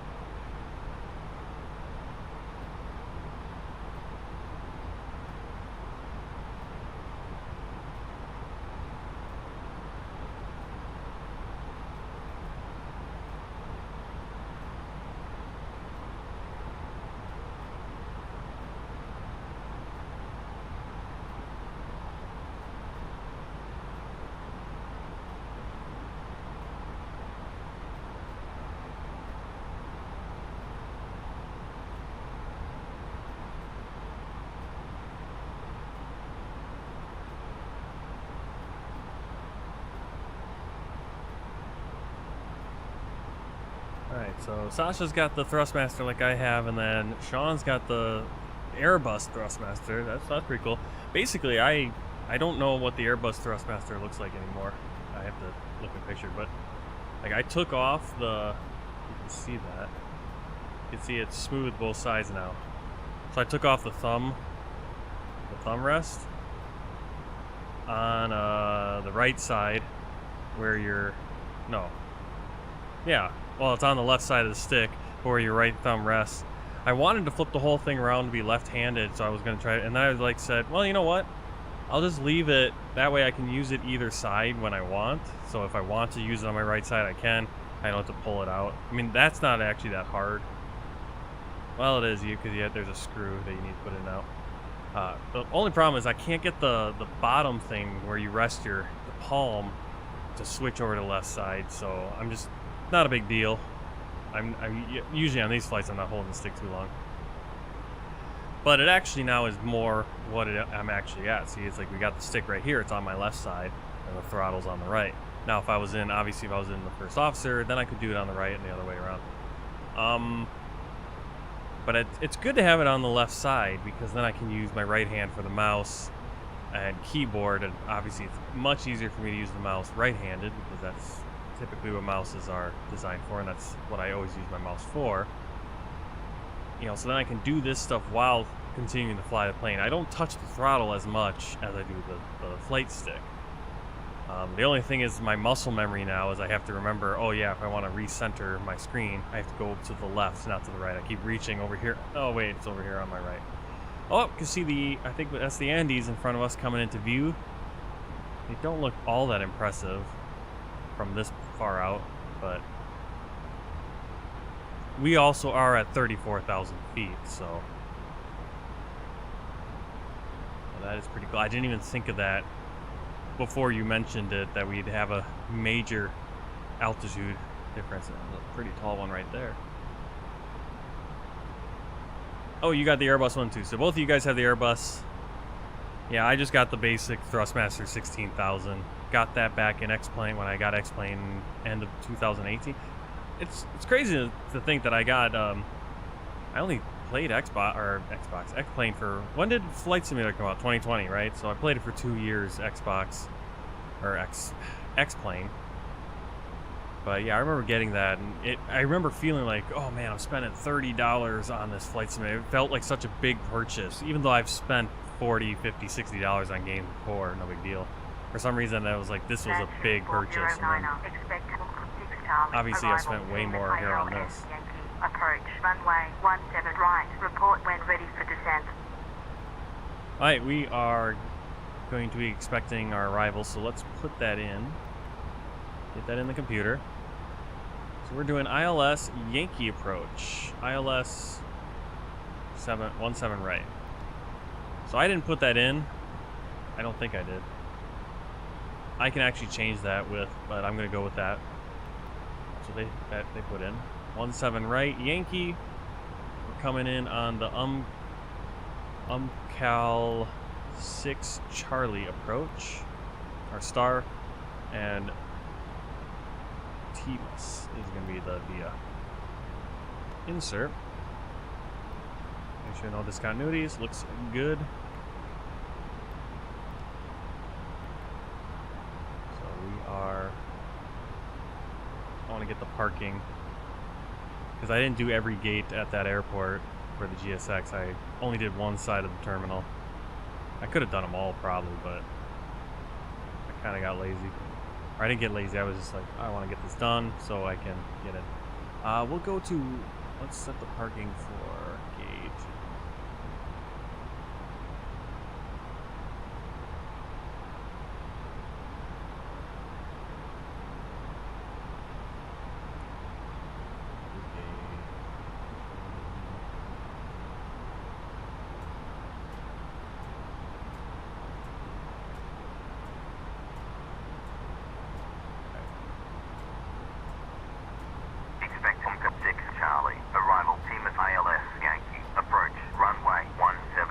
I don't know, I'd have to see more about it, but it's like, it's a step back. I mean, I like X-Plane, I liked X-Plane 11, it was great. I really like the... No, I don't know, I mean, to be honest, at this point, it's like I've invested more in Microsoft Flight Simulator. It's really a step back graphically, unless you pump a lot of money into graphics and stuff on X-Plane. Even X-Plane 12, I mean, there's always going to be some nice things that they have versus what Microsoft Flight Simulator doesn't have. I think Flight Simulator is just kind of blown X-Plane away at this point. I talked about this yesterday's stream, that there's going to be the, like, oh, well, yeah, but this X-Plane has the more true flight model. So again, unless you're a pilot, you're not going to really know. And especially since all these new planes are starting to come out. Flight Simulator is really rounding into shape, I think. So there's really no purpose for me to get X-Plane 12. I do like the menus though for X-Plane, like X-Plane. I like that menu. It's not as clunky. I feel Microsoft Flight Simulator is a little too clunky. It's the same. All of this is just too clunky. There's too much graphical stuff going on. That's what I like about X-Plane, is that it's very simple on the graphics. I wish they would turn the graphics. They had better graphics and were doing like the actual plane and the flight. But the menus, I don't need fancy. I don't need these menus like this. This is too much. Just give me that little top bar. I love the replay system in X-Plane. It's intuitive and it just works. You don't have to futz with the engines and all that other stuff. I don't know how Microsoft Flight Simulator screwed up doing a replay system so much. It's so confusingly complicated. Just have replay. Go back to start a flight. Like, it's just always be because X-Plane just automatically recorded the whole time.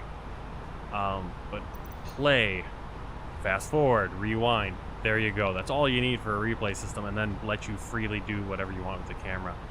Microsoft's replay system is confusing. I haven't figured it out yet. Let's see. Yeah, let's check it out. Okay, we're still maintaining. Let me just make sure I'm on my approach here. Okay, we're going direct to Call. Proceed direct to Call. We're 5 miles off from that waypoint, and then we'll just go to Call. Maintain flight level 340. We will. Let's see if I can get that video.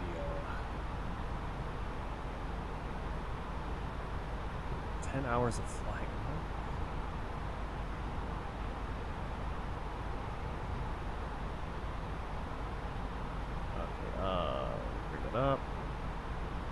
is, okay, so this is 10 hours of flight in X-plane, 12 time lapse.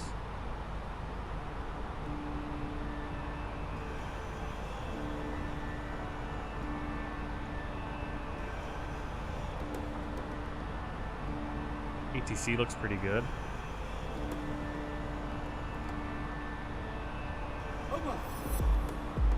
I wonder how the night lighting, ooh, nice lightning strike there. Because one thing that always happened with the night lights was it would you know, it'd only be lit in certain areas. It's kind of hard to, I mean, it looks good.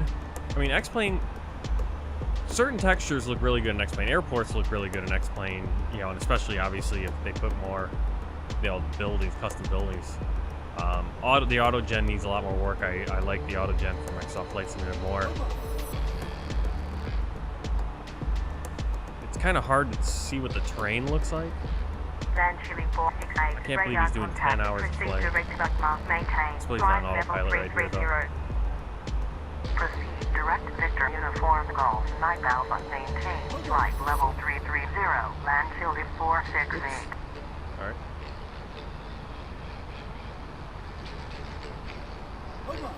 LANCHILE 468, proceed direct Sierra India Papa Oscar Mike. Proceed direct Sierra India Papa Oscar Mike, LANCHILE 468.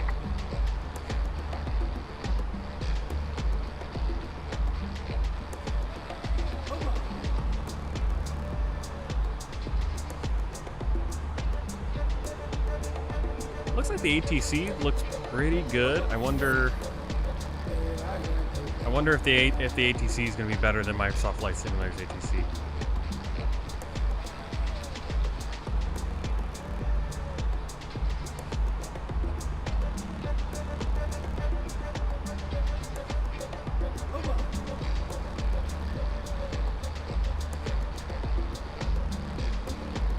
What do you mean it shows dark? It's showing up on mine. What do you mean it's showing dark?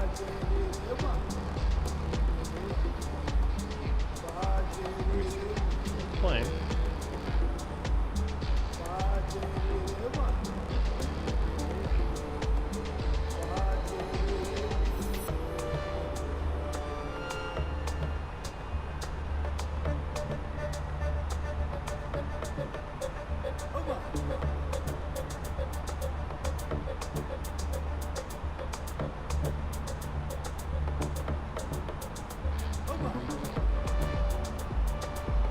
What do you mean it's too dark in X-plane?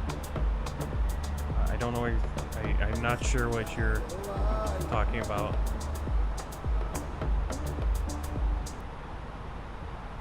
I'll turn that off. I don't want to get some strike for the music or something. I mean, it looks like an X-plane. Again, I'm like the ATC. I would love to.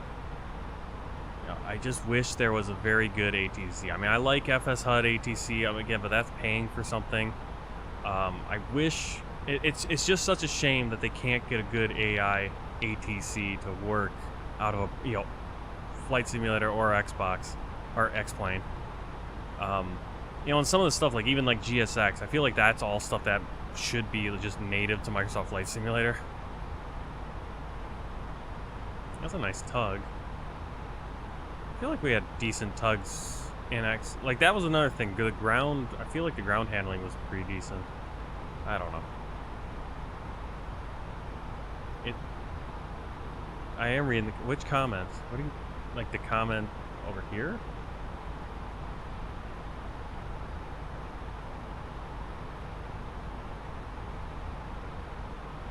All right.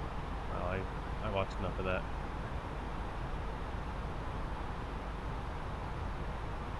Like the comments in the below the video. Mendoza Center 5450 Sierra Alpha Lima Bravo 1 Alpha departure at flight level 70 climbing flight level 160. 5450 radar contact, continue climb flight level 160. LANCHILE 409er, descend and maintain, flight level 250. Descend and maintain. Flight level 250. LANCHILE 409er. Continue. Alright, we're going to descend and Flight level maintain 160, flight level 5450. 250. A little scary going down into... Oh, why does it do that? Why does it tip the whole thing over? It also tips that camera over faster sometimes than other times. It's very strange. I get a nice screenshot here. Going into the Andes.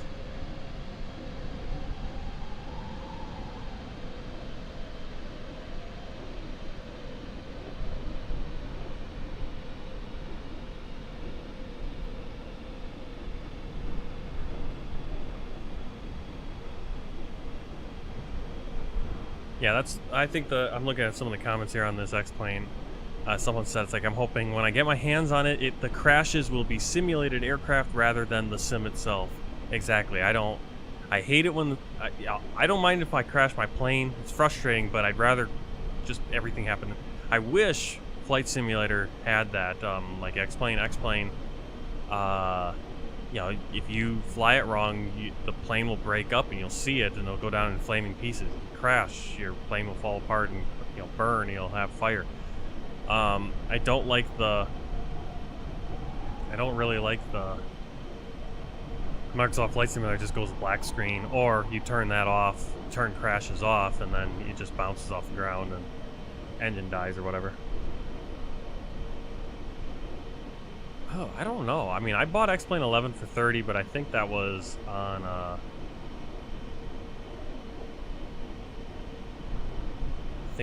on sale.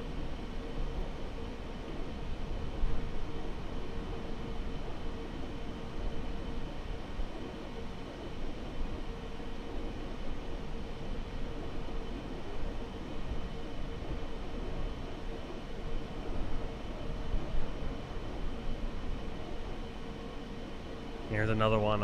Flying Scotsman. I'm concerned about the night lighting on the ground. That's what I was worried about. Looks identical to X-Plane and the lack of light reflecting on the clouds at night. That's the big thing, is that Microsoft Flight Simulator, I love the night lighting. They did it.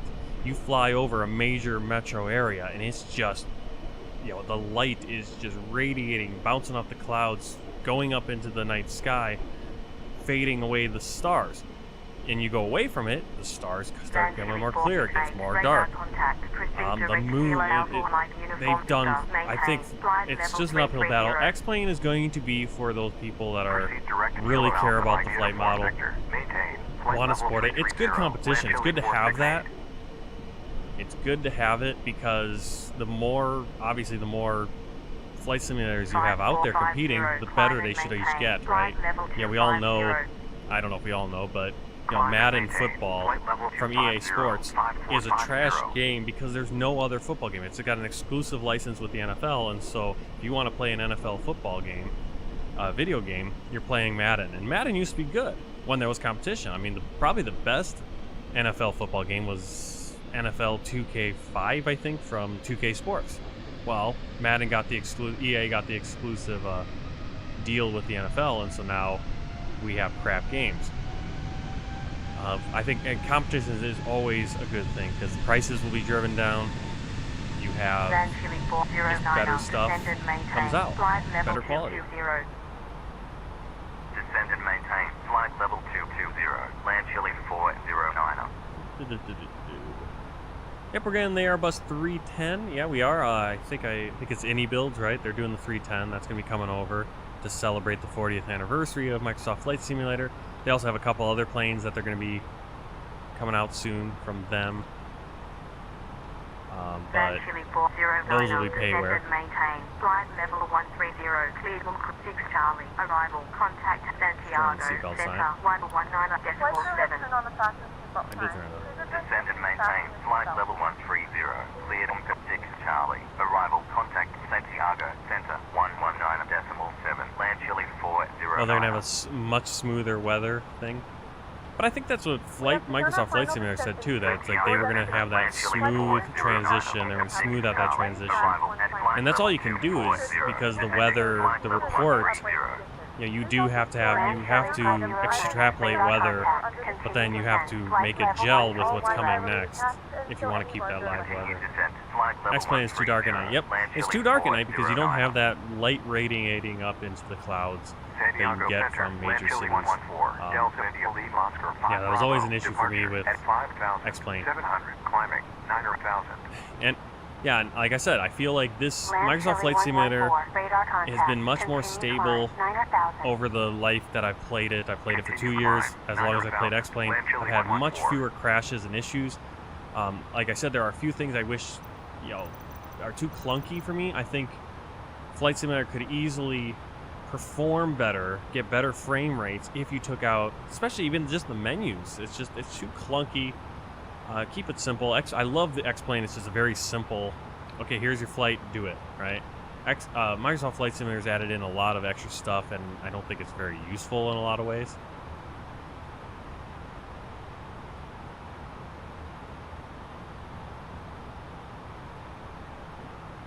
Yeah, it'd be cool to see the video. I mean, I guess it was kind of more showing the atmosphere. It would be nice to kind of get a closer look at the graphics and stuff. But I'm assuming it's going to be like X-Plane 11, but slightly some updates here and there. All right, we're coming in on the star. Let me check. All right, so Lausanne, we need to be... Lausanne, we're coming up on. Does it have a constraint? Chile 114, climb and maintain. We need to be at flight level 180. We are. Next point, we need to be between 140 and 170, so hopefully they'll clear us. And they have cleared us down to 13, so we're going to be good all the way. Safe fill, we need to be above 11,000. Hopefully we get cleared on in. So we're doing good. We're doing very well on this approach. FLPS in X. What is FLPS? Frame rate? I don't know what FLPS is. Airport ground is better in X-Plane, but in 1 year, what?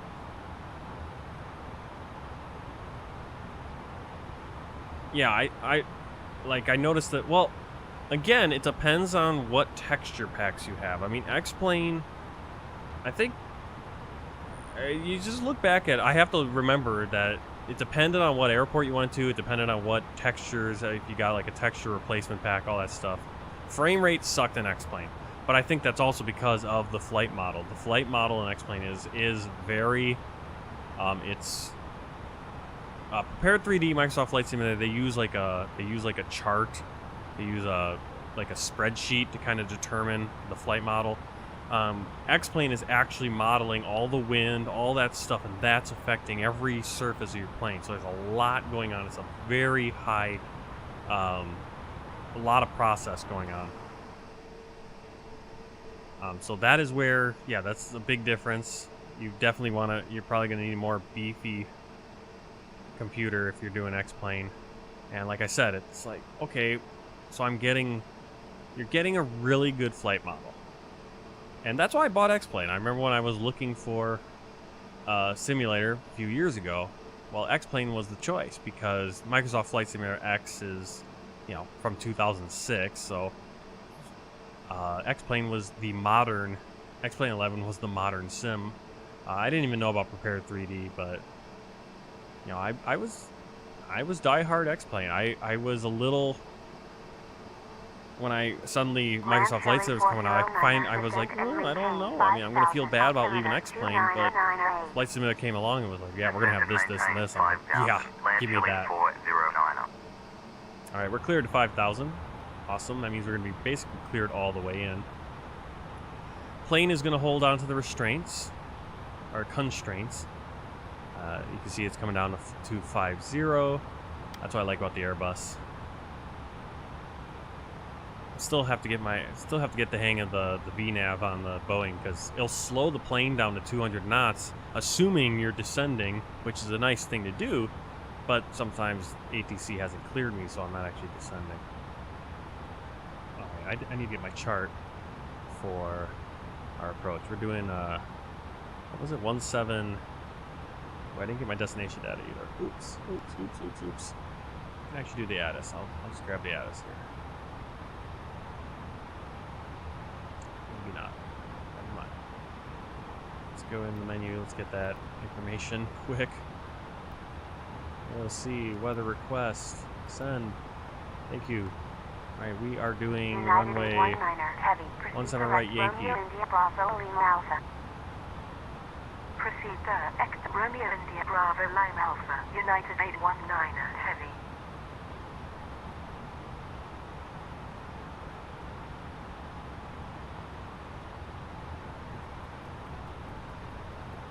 Flight plan, back into the menu. Get our message. We have free text. That's new. Print. Back in the performance page. Transition altitude is 11,000 feet. That's actually 10,000. I don't know where they got that 11,000.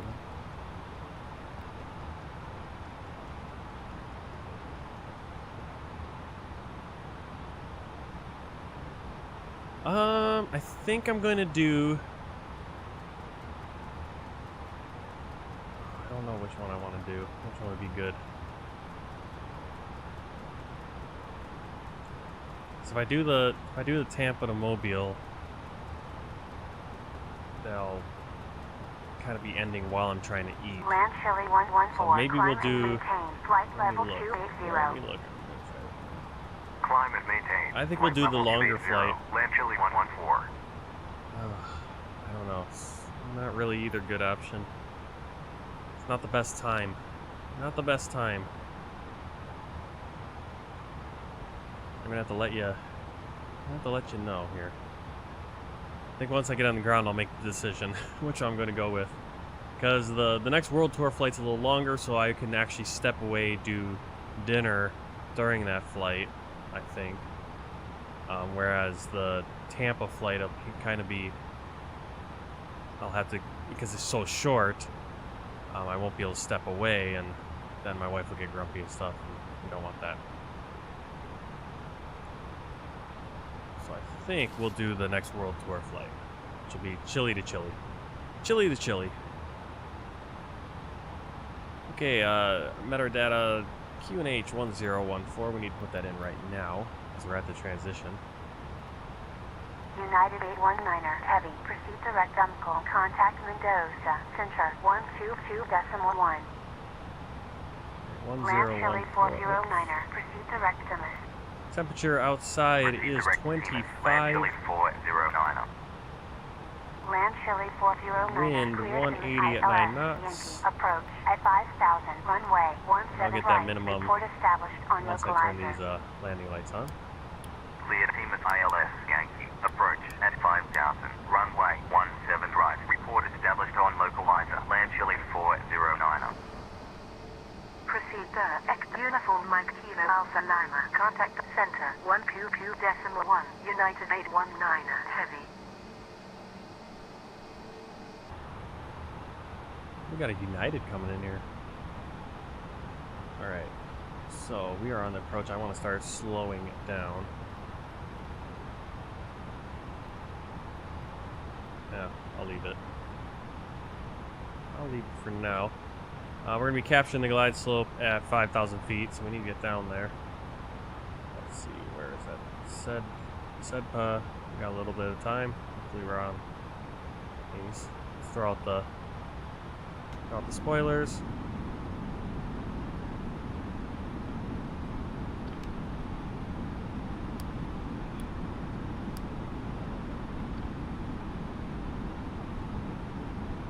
We actually are on the final, so we're gonna hit approach. Looks like I'm too high, I guess. Why did I not do that?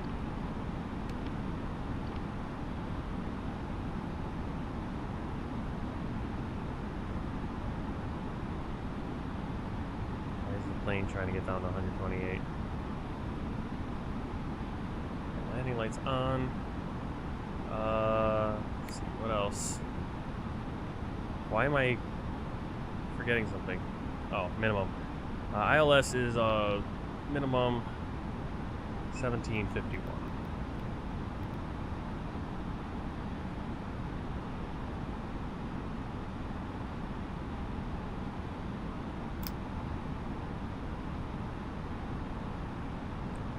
are a little high.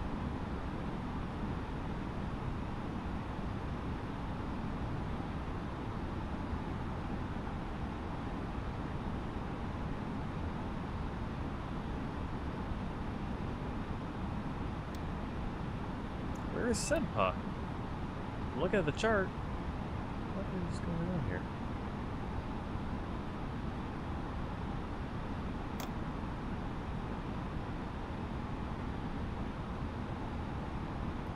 Yeah, we are way too high. Why are we not? Why are we so high? Yeah, we missed the glide slope. Alright, we're gonna go around here and try again. I don't know why we are so... Yeah, we just did not descend rapidly enough. That is so weird. And my chart doesn't match. My waypoints on the chart and the waypoints on the ILS here are not the same. Alright, so we're gonna go... Where are we going?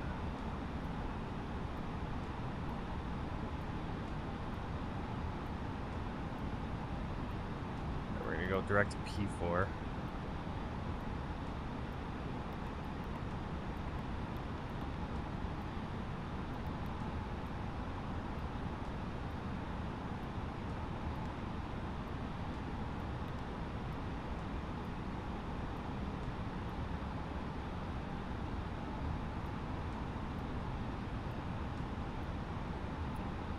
Direct to P4, and then we're going to come back to TMS. We're going to work our way back to TMS. We'll throw that in. TMS.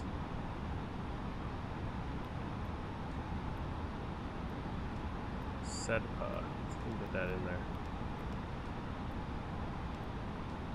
There we go. Yeah, we're way too high. So we're going to clear the flaps. We're going to go around. Yeah, I put the star in it. Why did the autopilot just go off? LANCHILE 114. Climb and maintain. Flight level 330. Speed. Why do we have no speed? Climb and maintain. Flight level 330. LANCHILE 114.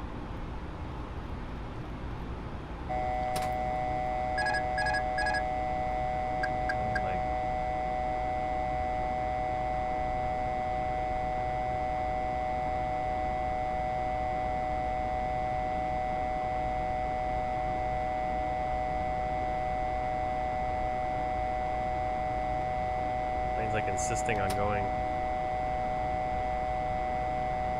up for some reason.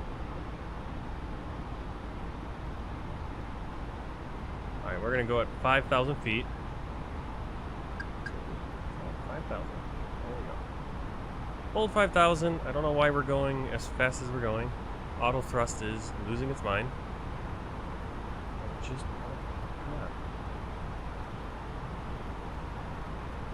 why when I put a speed in it decides it's going to go as fast as it possibly can? Where is the... Why is it on toga lock? Stop it. Why is it on toga lock? What's going on here? Jeez. Really weird. Too much speed. The plane's just out of control. Alright, we're going to go around. So we're flying over Santiago right now.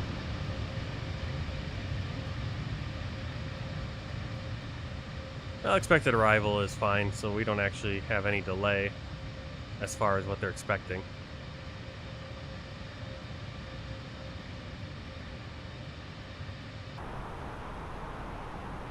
We don't need a hand fly. We're good. What I'm gonna do is I'm gonna go once we get aimed out the other direction. I think it's gonna be 356. That's what I'm gonna aim for.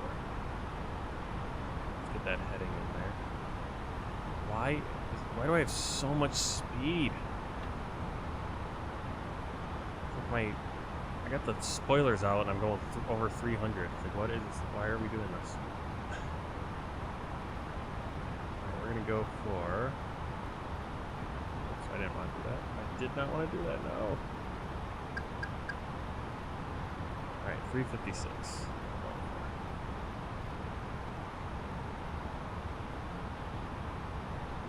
I think we're doing good.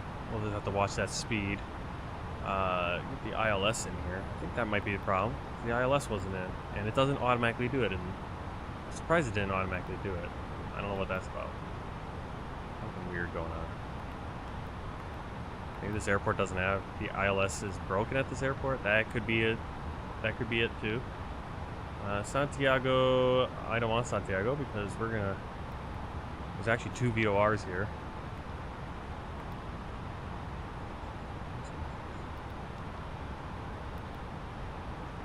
Jeez, flying to a mountain is what I'm gonna do. All right, that's 4,193 feet, so we're fine.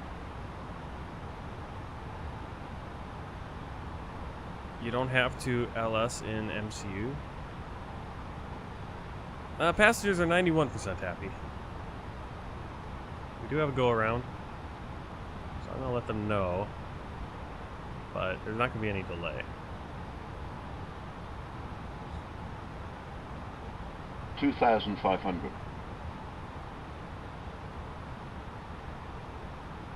Alright, now we're...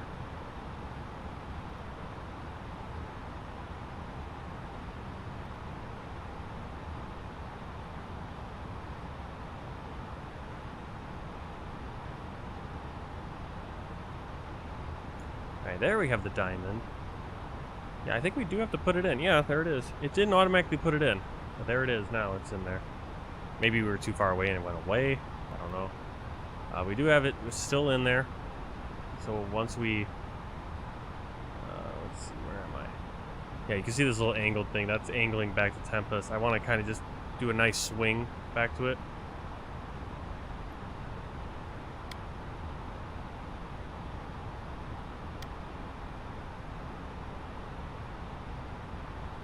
Yep. Once we get online, we'll hit a 1 and 2 and hit approach. Yeah, we were just too high. We were not. We missed this. We just missed the glide slope. I don't know why. We were going at the. We were clearing all the constraints, so just got a little weird there. Guess that happens sometimes.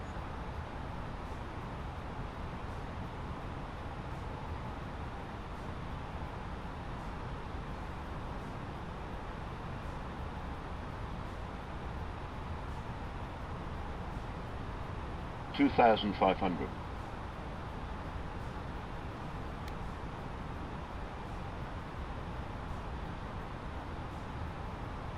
Yeah, so you can see the diamond's above us now. That means we are looking good. Actually, you can turn off this. Just arm the spoilers. Landing lights are on. Auto brake will do medium. 2,500. We will, once I get about even, I'll start the turn.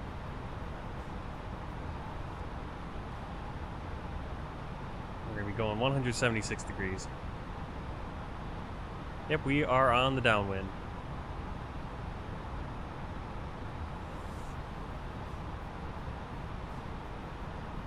$2,500. Approach speed is going to be 128, so I'm going to put that in there so I have it marked.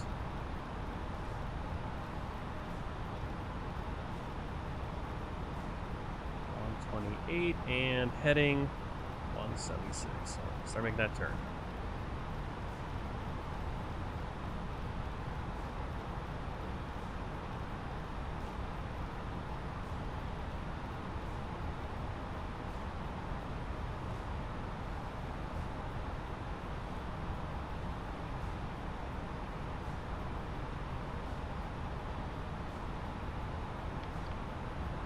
Oh, I didn't know that. Cool.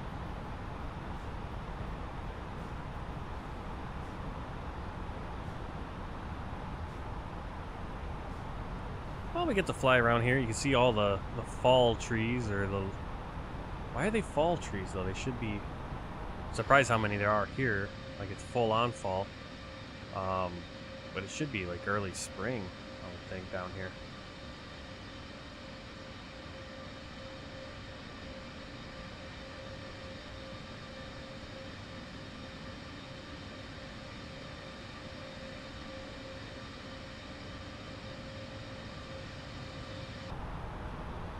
$2,500.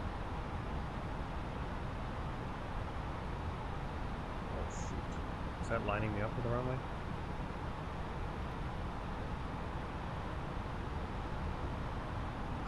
Still screwed it up. Turn too soon.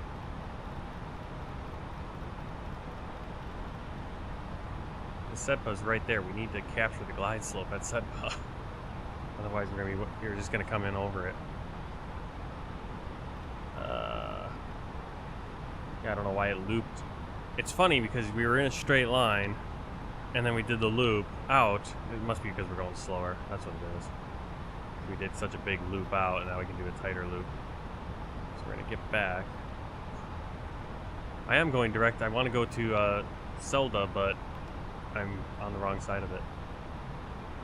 2,500. I don't have a good approach on it.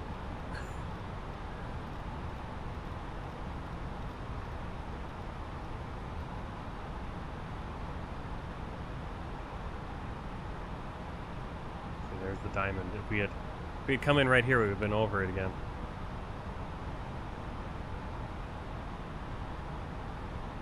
Whoa, what the heck?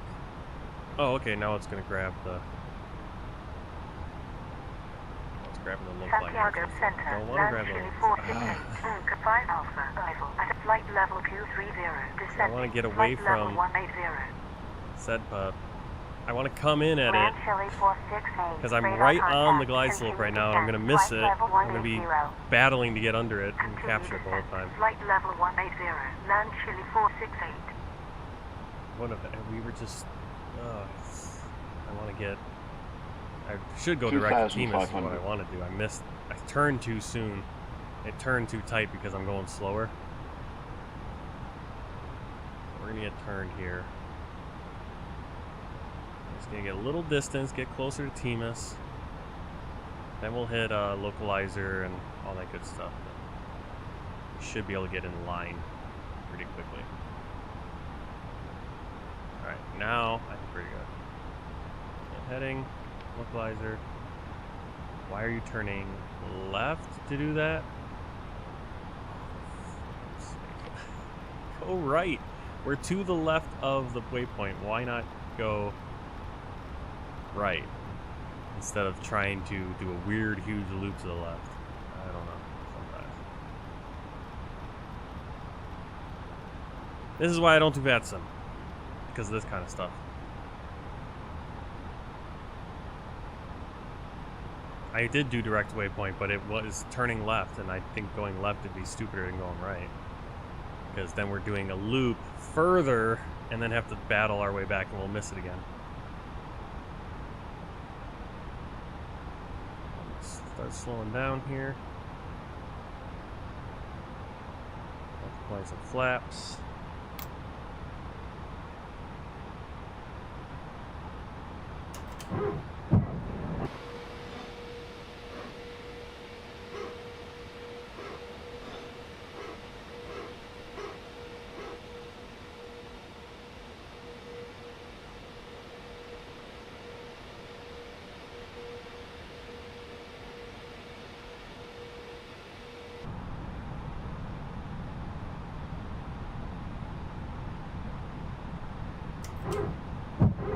LANCHILE 468, descend and maintain 9,000, altimeter 2995.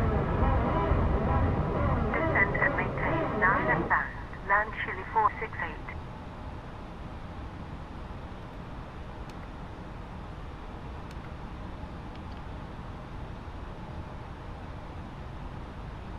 Whoa. Okay, it's gonna skip SEDPA already for some reason. Yeah, we're already on the runway. That's fine, because that'll get us lined up. Alright, I think we're about to land. I think we got it now. A little bit of a weird diversion. Once we get lined up here, we'll hit try to get that other autopilot on, and then we'll hit a approach. It should capture the glide slope once we hit those diamonds.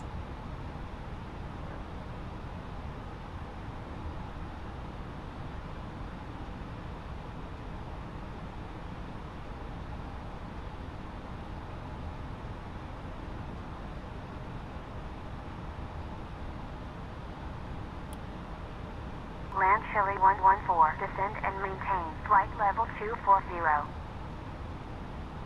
Descend and maintain flight level 240. Land Chile 114. Land Chile 409, established on localizer. Land Chile 409er, It's not contact letting me do Santiago, both. I tower think because I need to have auto throttle. 118.1. Contact Santiago, tower 118.1. Land Chile 409. Santiago Still tower, let me Land do it. Chile 409, on final 17 right. We got approach. Land Chile 409er, There we go. I think I did continue approach first, then it lets me do both. Continue approach. Alright, we Land are Chile on the glide slope. 409. We got it captured. We're on the localizer. We're continuing approach. And we're going to deploy flaps 2.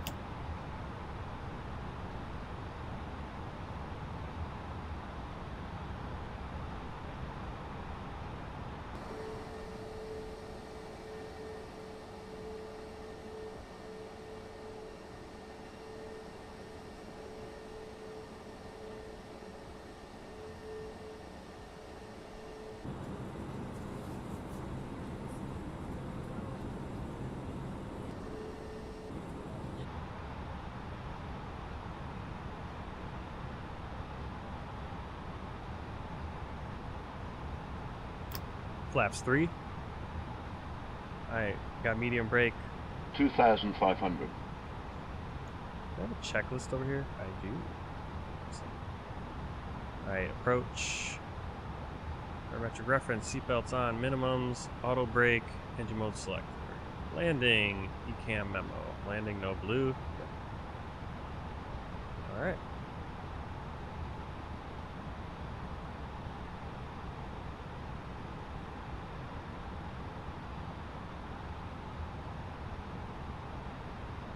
Gear is down. Should be down. Did it not go down? It was down, or it came out, and then I must have bumped it. I was wondering why it was making all that noise. Yeah, you're right. It didn't go down. There we go. Well, you don't want me to land? You just want it to auto land? Okay, I guess we can do an auto land. Alright, we're going to do an auto land. Sasha wants an auto land here, so we're going to do an auto land, even though it's pretty nice weather, so we don't really need to. But why not? We just had to do a go around and everything.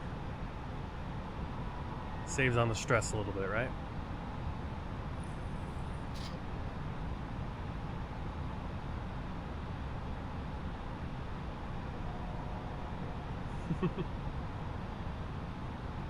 I'm always a little nervous with the auto landing, but go flaps full, cabin check.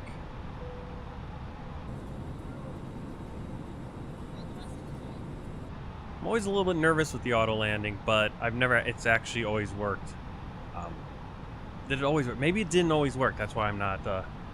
Oh, I've done it a few times too in the Airbus here. I think maybe it was early in the 1,000. game cycle here in Microsoft Flight Simulator where it didn't work. Land Chile Or maybe, 409er, I think it might have been an option back in X-Plane and I could never get to work. Cleared Maybe to that's land, what it was. 17 right. I know how to do it now, so it doesn't Cleared not to not land work. 17 right. Land Chile 409. Alright, we're clear to land. We actually have a tailwind of 4 knots, but they're not going to switch directions for that.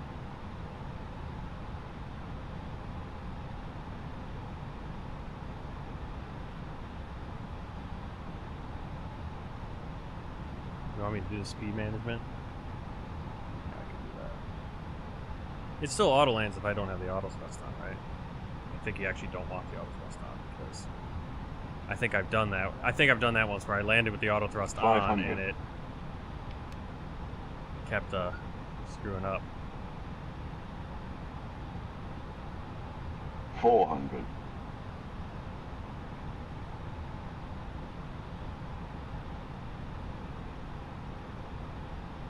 300. 100 above.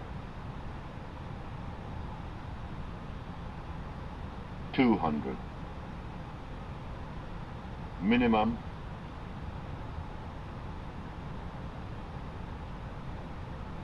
100. He's aiming right for the numbers, isn't it? 50, 40, 30, 20, 10. Retard.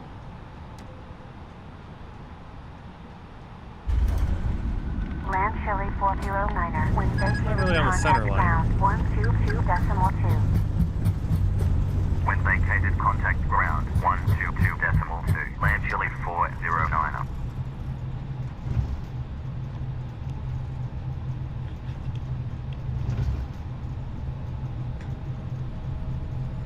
Oh, does it brake by itself? Well, I did the braking. I didn't know if you. I suppose it could do the whole thing, right?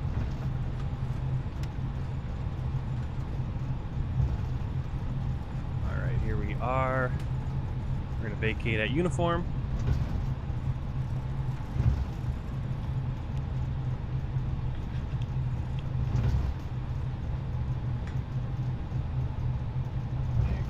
Got an American up there. Got a few LANCHILEs, some LATAMs. I think it's the sky right there. Santiago. So we actually got a little bit of traffic here at the airport. That's Runway nice. vacated with uniform. Ladies and gentlemen, we have LANCHILE reached our 409er. destination. Taxi The local to time gate is 24 via 8:52 uniform a.m. golf. And it's currently about 25 Taxi to degrees gate Celsius. 24 via You can now uniform use your golf. mobile device LANCHILE to choose your main 409er. until the aircraft has come to a complete stop. and Alright, the so seatbelt sign is uniform. turned off. Remember to use caution when opening the overhead bin, as items may have shifted during the flight. Where are we? We thank you for Uniform flying golf. with us. Okay, golf's gonna be right here. I think it's gonna be the straight. Yep.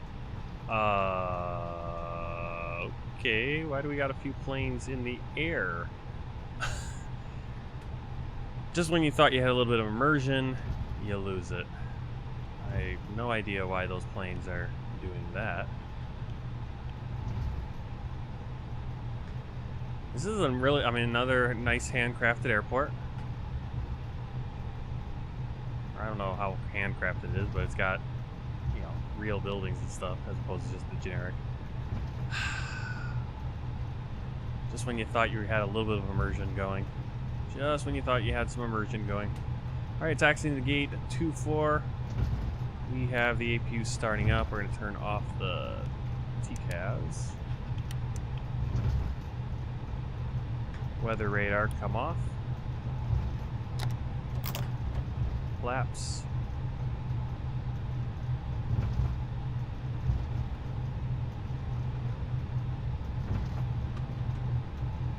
Oh, now I gotta figure out which one is gate 24.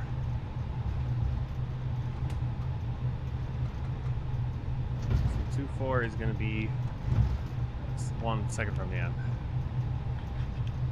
Shorter route for next flight. Well, that would be the Tampa to Mobile, but the issue with that is it's supper time. So what I might do is I might just do supper right now, and then I'll come back and do a flight later if I have time, if I can. Because if I start that Tampa to Mobile flight, which is a shorter one, I have to do the whole thing, and it's getting close to being dinner time right now, and my wife will not be too happy. What are these parking spots? Where do I park? What? How do I park this? This isn't... I don't remember it looking like this. I should have parked at one of the more normal parking spots. Alright, I think that will work.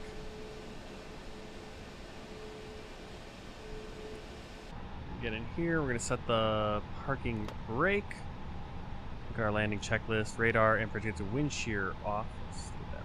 Wind shear. Runway turn off lights. Taxi lights off. APU bleed on. Just set the parking brake, right? Yep. Parking brake or chocks.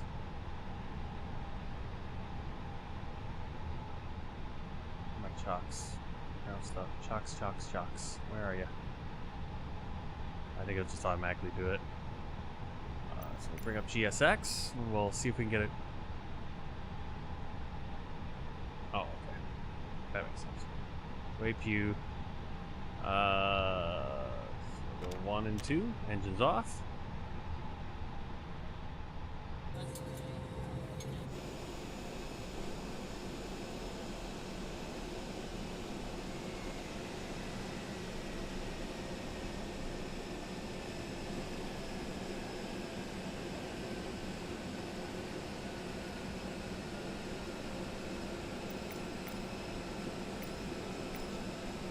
so finicky the way the menu works.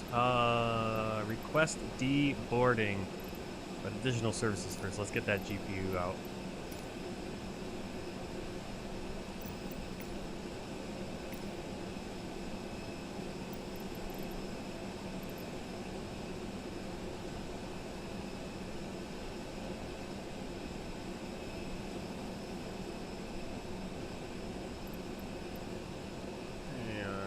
Request deboarding. Hopefully that they bring out the jetway. Yep, there it goes. These jetways, it looks like they've been replaced by GSX. So GSX is actually doing that, putting these on. I think, unless they are custom to the airport, but I don't think they are. So I think that's GSX doing that, putting. They'll give 3 different kinds of jetways. They'll put logos on and stuff. So it's really cool. GSX battery already charging. Not sure what that is. Or do a longer flight. Alright. We'll see. I'm getting a little anxious that it might not be possible to do another flight, just because it's getting that time of day where it's like, okay, I need to make dinner, I need to take care of the baby, I can't just be up here hiding. That's why I do my flights in the morning. Alright, passengers are deboarding. We're not going to really be able to see them going through the jetway. Santiago ground, LANCHILE 468, runway vacated with Delta. Oh, it's so slow. I need to turn my rotation. LANCHILE 468, taxi to gate 20 via Delta, Alpha Juliet, Kilo, Hotel, India, Golf. That's actually a cool shot right there. 20 via Delta, Alpha Juliet, Kilo, Hotel, India, Golf, LANCHILE 468.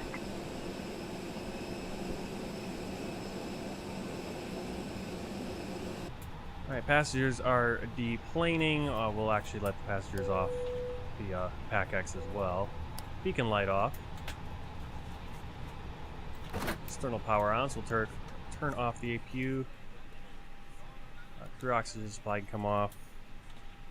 Try to stop tilting my head by doing this. Off. Fuel pumps off.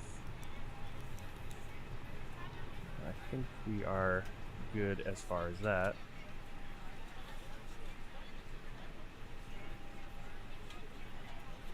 Also, you can also do your payload through here. I think is, I want to make everything 0, right? There you go. Yeah.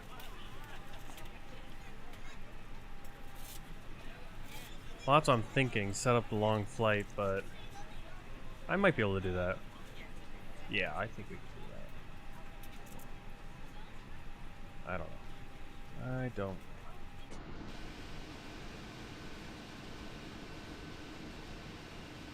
Well, as the passengers deplane, let's bring up Volanta and do a little review of the flight. Find it.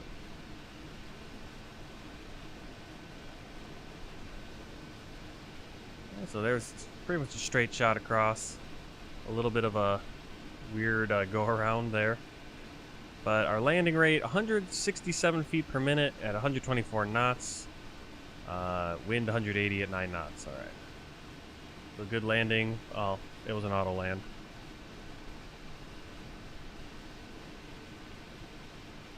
And looks like the passengers are all off the plane.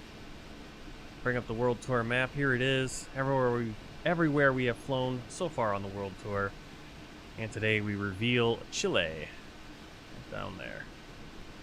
So next flight, we're going to go from, I think we're up here, kind of northern Chile. We're going to be going all the way down here to southern Chile.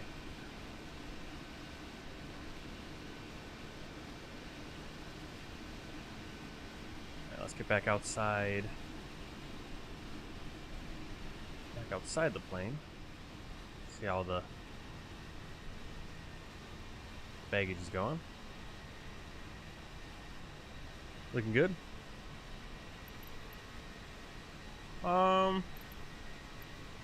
Yeah, we'll let them be board too.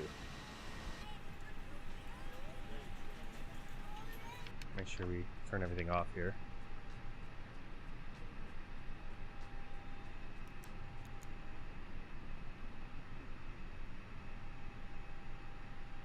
Okay.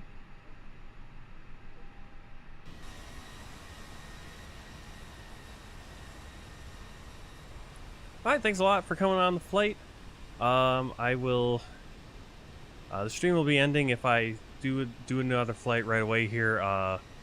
You'll see the notification for you guys on YouTube. But I think... Just looking right now. Well, you'll just have to give me a second. For sure on YouTube it will end, and then it'll come back up if there's another one. On Twitch, we'll sit here a little bit of an intermission, and it might just be the end of the stream. So, thanks for coming along. Until next flight, next time I see you guys, for sure tomorrow morning at 6 a.m. Until then, happy flying and take care.